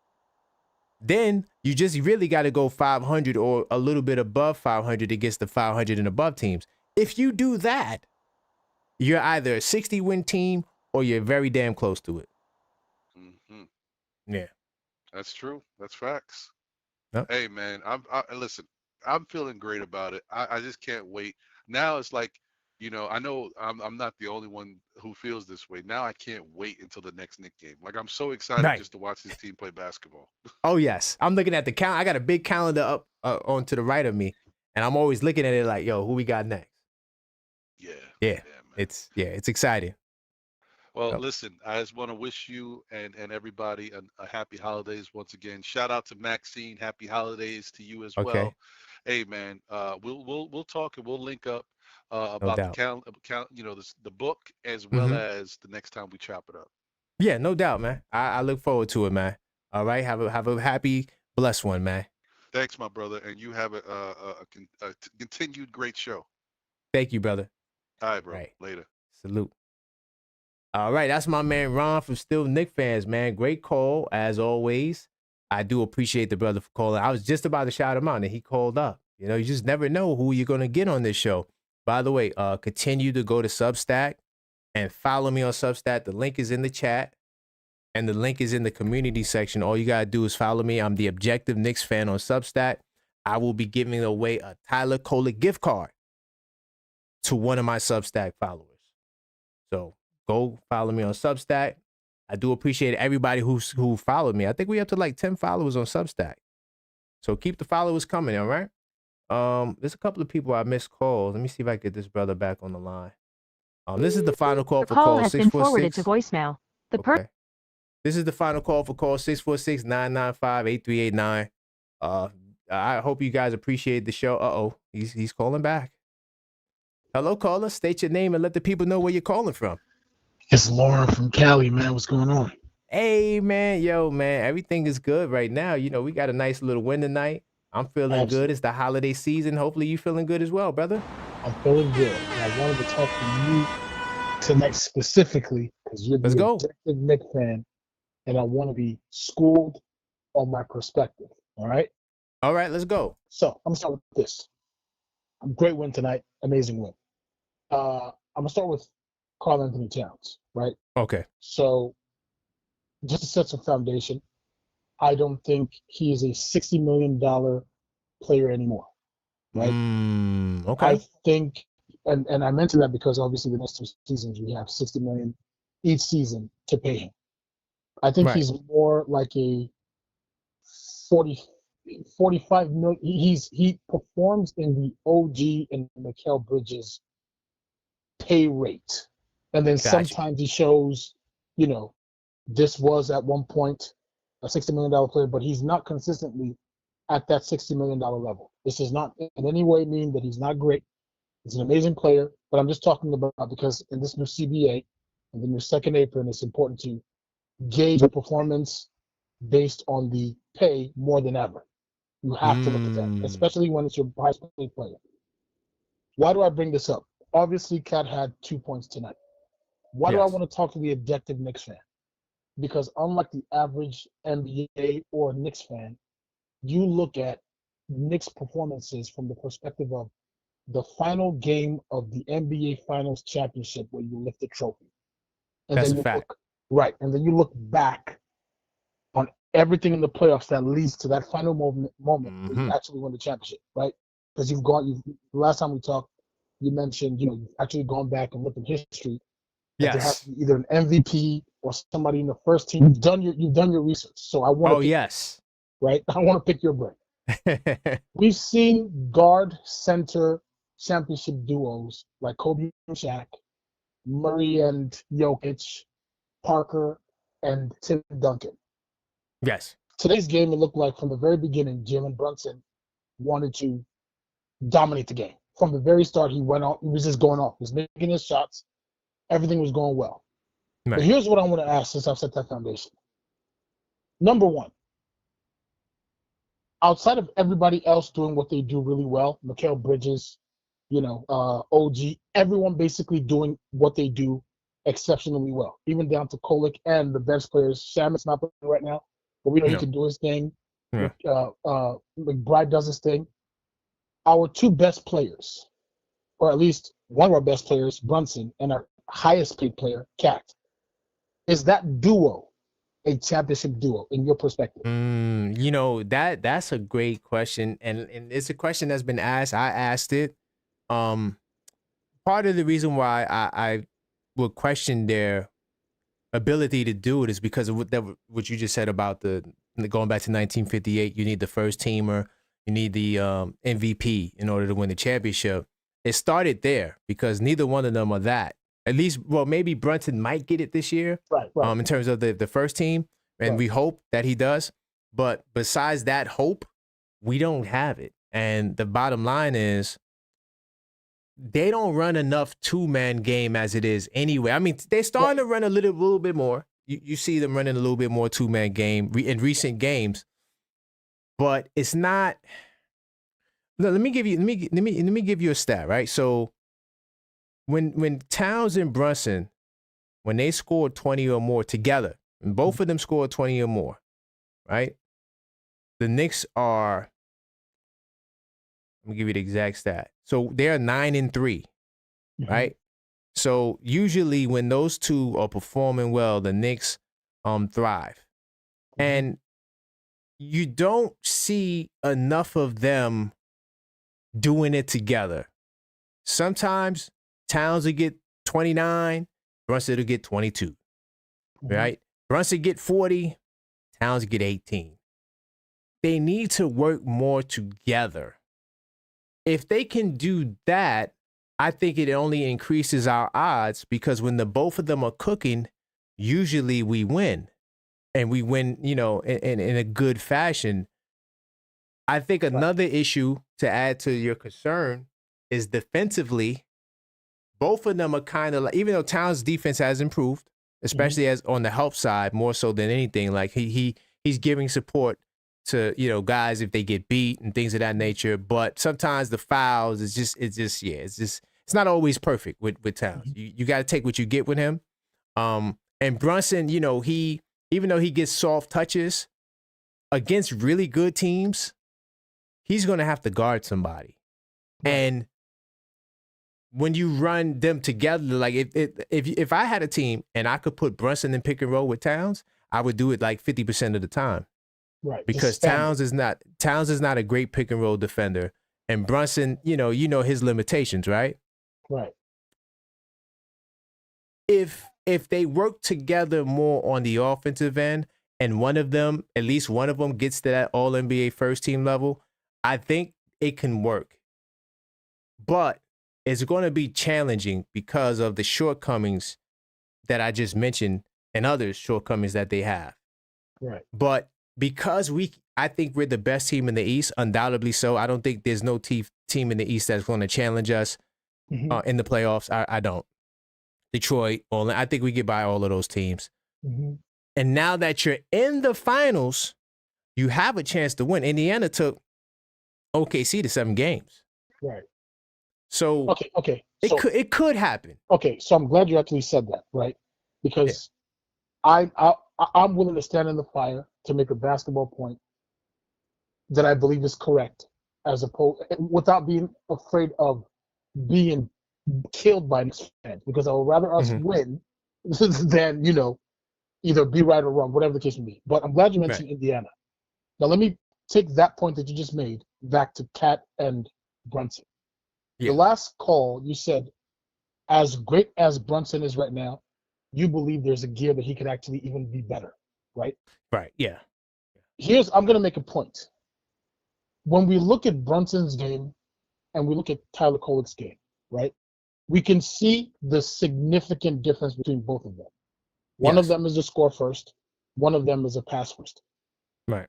I think, and when we're looking from the perspective of a championship, I think we shouldn't be able to distinguish or differentiate between Brunson's style and Tyler Kolek's style that drastically. What is my point exactly? The reason why Indiana even made it to the finals and even made it to 7 games is because the ball doesn't stick to Tyrese Halliburton's hands at all. He's either pass first on ball, or he's moving off ball and playing like Steph. But you can't really pinpoint what he's going to do next, right? Also, because the ball doesn't stick to his hand, if Pascal Siakam needs to go into a half-court offense, he can. Or if he needs to play in motion, he can. How does this affect Brunson or relate to Brunson and Cat? When Cat's playing with Tyler Kolek, when Mikal's playing with Tyler Kolek, and I'm not saying Tyler Kolek is any better than Brunson at all. I'm just talking about play styles from the perspective of a championship with somebody who's 6 feet like Brunson, right? I think the reason why Cat and Brunson doesn't work as well as it possibly can is because Brunson is still a bit too ball dominant. I'm not saying he's bad at his job. I'm only looking at this from the perspective of a championship team. We have a roster that can win a championship. I believe so. We have OG and Mikal playing their best. We have Brunson playing his best. The only thing that I think doesn't match too often is Brunson and Cat. And we need those things to work to the max. Yeah, I agree. To win a championship. They both should cook on every night. You know, like And against there's no Detroit. reason why Cap should have 2 points ever. Right. Because remember, against Detroit, they had both there was 5 games where they both had 20 together in that Right. Detroit series. But go ahead. Right. I just And want I to add think that it's to what you important to point out, though. I don't mean. I think it's important to point out. Just speaking last year, and again, when you look at the NBA performance, you have to look at the pay. You have to look at how the roster is constructed. Right. Last season, Detroit was the lowest paid team in the league. Right. It's important to bring that up because they kind of overachieve. If the NBA is a salary cap league and teams are constructed based on salary, Detroit should have never even gotten that far. No, that's a good point. Point blank, right? I'm not using this to diminish because you play whoever's in front of you. Right. But then you have to look at the other teams that are built like contenders. OKC, right? The Nuggets, the Rockets. Right. How can we get our highest paid player again next season, $60 million? The following season, $60 million. Right. Well, he's right below that mark, but I get it. If you round up, it's 60. Exactly. Yeah, right? yeah. If you round up, it's 60. Not to be a stickler, but yeah, you're right. No, you're completely right. But he is our highest paid player, and he's paid like someone who should never have 2 points ever. I agree. Cat has to do more. He has to do more, and he's not doing as much as I think he could. Yes, on the glass, he's the number 2 rebounder in basketball, but Which that's is amazing, not enough. by the way. Don't want to diminish It's great. that. No, That's it's great. amazing. Yeah, Right. it's great. But like you said, you're getting paid that. Like that's a great question. Like that's how I need Knicks fans to think. Instead of being emotional, right, and just loving your player, you got to look at exactly how much money they're making, what value are they really bringing to the table, right, and then go from there. This is why I keep saying, I'm not sure how you feel about the Giannis trade, but this is why I'm like, listen, if that brother decides, hey, tomorrow I want to go to the Knicks, right, the Knicks have to do the deal. You have to. Listen. And the thing is, and this is the thing, right? Mm-hmm. I'm for the Giannis trade only if it doesn't deplete the team, right? No, and it's not, and that's why I keep telling everyone, you're not going to be depleted. No. Right. And here's another point. Mm-hmm. I mentioned this to my friend a couple of days ago. The only reason why Giannis's name is even mentioned is because we're not sure. Right. Because again, this is our highest paid player. You know what I'm saying? There's never a point where Giannis is on the court, or Jokic is on the court, even Sengun is on the court, and you're getting 2 points. Yeah, that's wild. Yeah, that's insane. And I want to say this because I don't want to blame him for it. And it just goes back to what I believe is Cat and Brunson not gelling together the best. You know what I'm saying? And it's too costly for them not to. And that's Mike Brown's, that's his greatest challenge. Right. And I know things take time, but they need to really get that 2-man, like a modern day Stockton Malone. And really get to maximize the 2-man game with them two, because they should have the best pick and roll in basketball. It should be better than Murray and Jokic. Ever. You know what I'm saying? But they don't run it. So you can't say you have the best pick and roll when you run it maybe twice a game, 3 times a game. Cat took 5 shots today. And it's crazy to me. You know what I'm saying? And I don't, obviously, I'm exaggerating the importance of today's game because today's game is not, in the grand scheme of things, is not that important. But no. Here's something that I like that I'm seeing. Under Tibbs, we ranked dead last in team assists. We ranked dead last in pick and roll for the roll man. We even ranked dead last in like alley-oops. Having Mitch on a team and ranking dead last in alley-oops should be illegal. You said team assists? Team assists. Over the we didn't rank. We didn't rank dead last in team assists. Oh yeah, we did. Over a span of 5 years, we sure did. Oh, you said 5 years. Okay. Yes, with Tibbs. Oh, I thought you said last year. Oh no. Last year was one of his best years. Right. Over a span you of said 5 the years. 5 years. Yeah, no. I believe that. It was 5 terrible, years. right? And then at the same time, we also ranked Jalen Brunson was the #1 ball handler in the league. He held the ball more than anyone. And when Julius Randle was here, while Jalen Brunson held the ball more than anybody else, Julius Randle held the ball more than any big.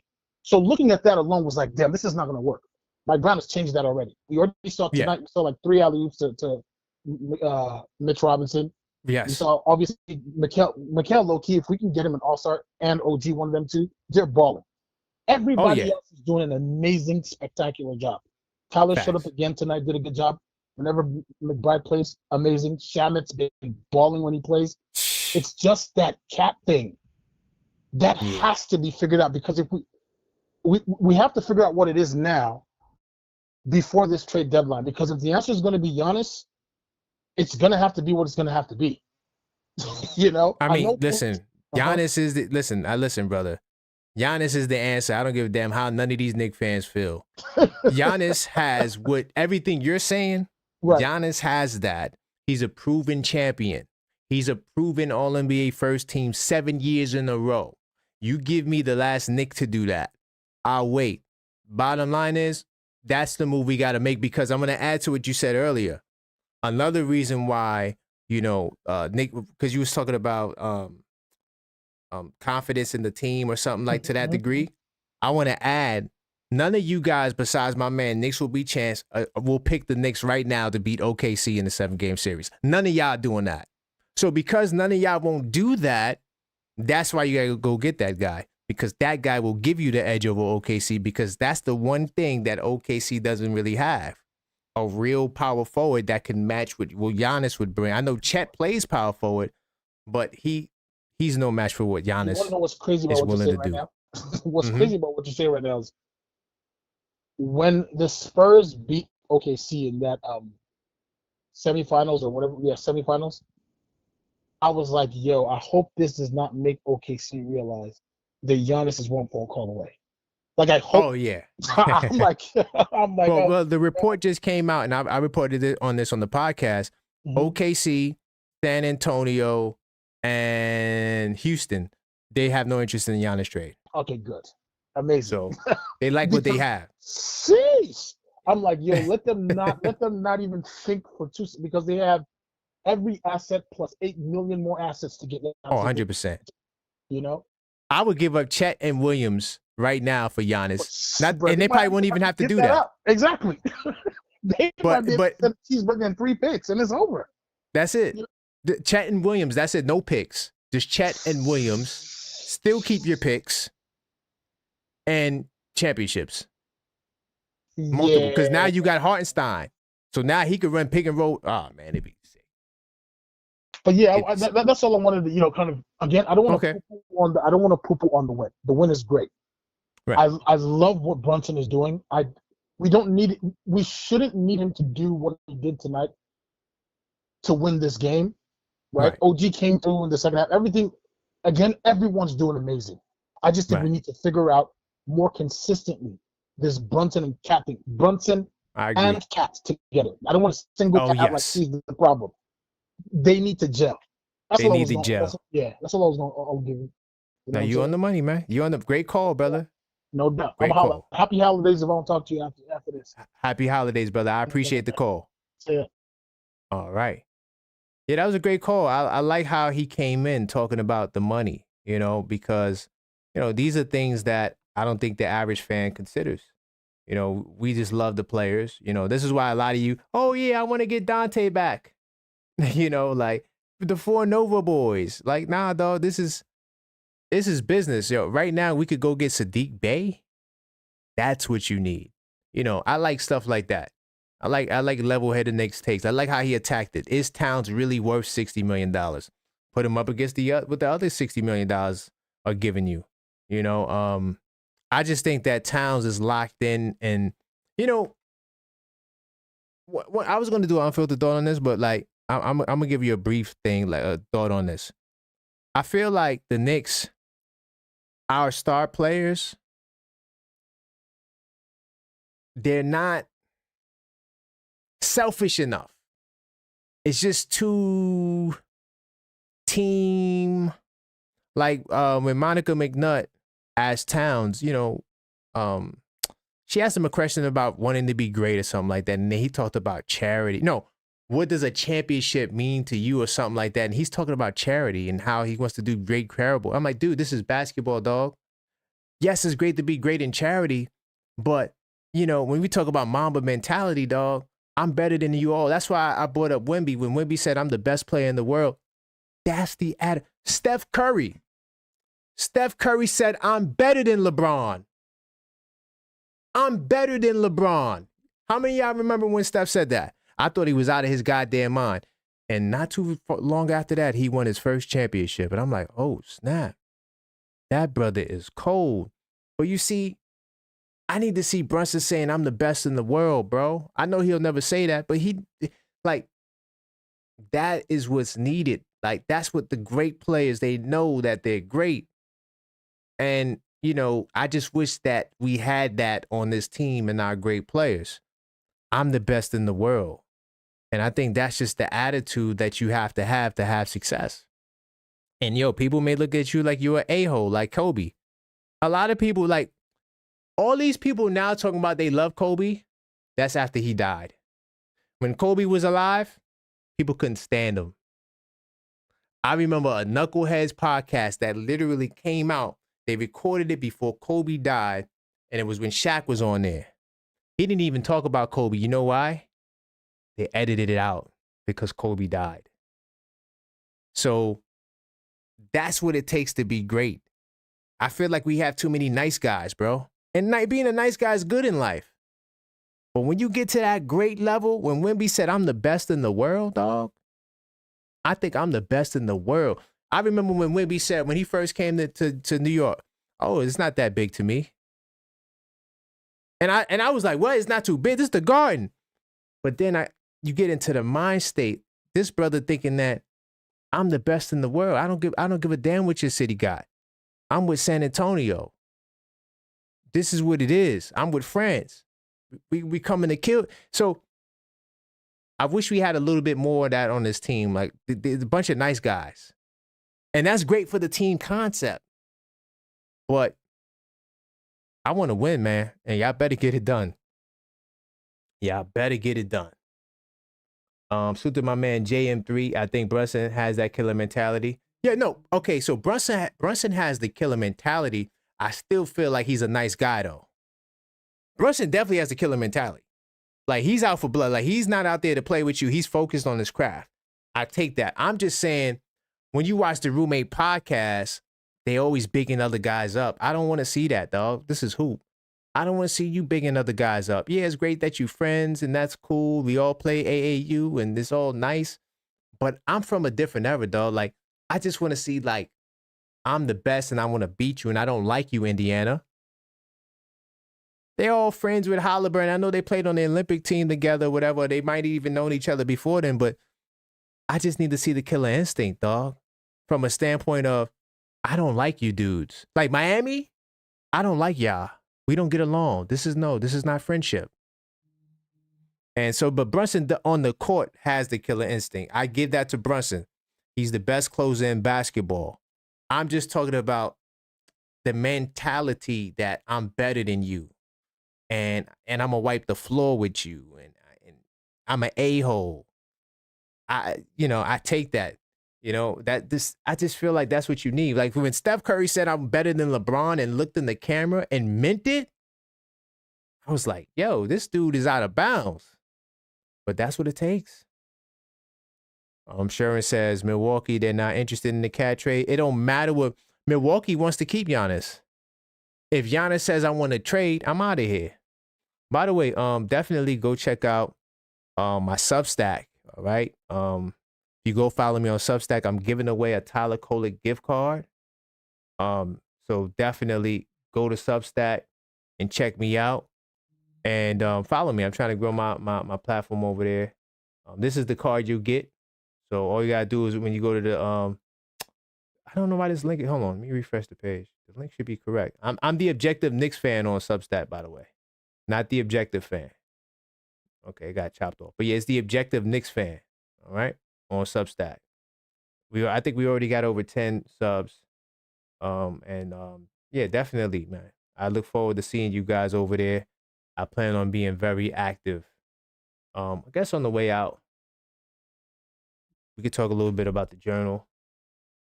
So I'm going to thisweekinsidetheknicks.com.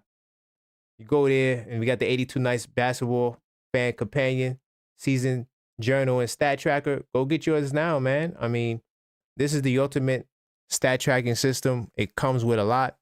The journal comes with 12 components. So not just a stat tracker, not just a journal. You get areas to players to watch, top 10 games of the season. You get a calendar section where you can keep track of your team's events.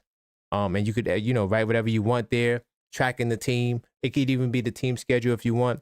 You get the 82 game list and scores, which is pretty much the snapshot of the season right in front of you, right in 2 pages. That's how I'm able to reference quick stats, go back and see exactly how we performed in certain games. Listen, if you're a Knicks fan, this is the ultimate journal to have. And also, you could gift it to a friend as well. If you click on the journal, you see the gift card tab right underneath, the 82 Night Sports Journal. And you could even send a gift card, buy a gift card and send it to somebody. You could email it to them and send a nice little message, all right? And tell them, go get your 82 Nights, a basketball fan companion, exclusively on this new InsideTheKnicks.com, okay? And we also got 2 versions, the hardcore and the soft cover, okay?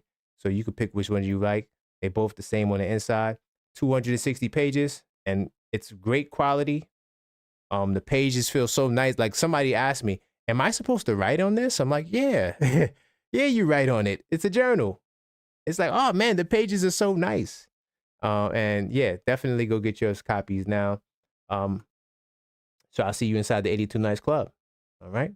Which is an online resource that has different add-ons like the NY Stat Tracker cheat code, which basically you'll be journaling with me. I give you access to well over 62 stats that I track. And like I said, these stats that I track, you're not going to find it on StatMuse, dog. You're not. Like the DRMD, dominating the rebounding matchup differential. What's our record when we dominate the boards? Stat that I keep track of. Also, on the way out, I want to show you guys the channel, what you get when you join. Salute to everybody, all the channel members we got in the building. Mellow Mike, my man Michael, I see you here. Who else was? Crim's dad was in here early, but I know this is past his bedtime. Salute to all the channel members that was in the building tonight. I do appreciate y'all. My man said Yabu was on the way out. He got Yabu on a plane somewhere. That's crazy. Damn, we gonna get rid of Yabu like that. Nonetheless, this is what you get when you join the channel.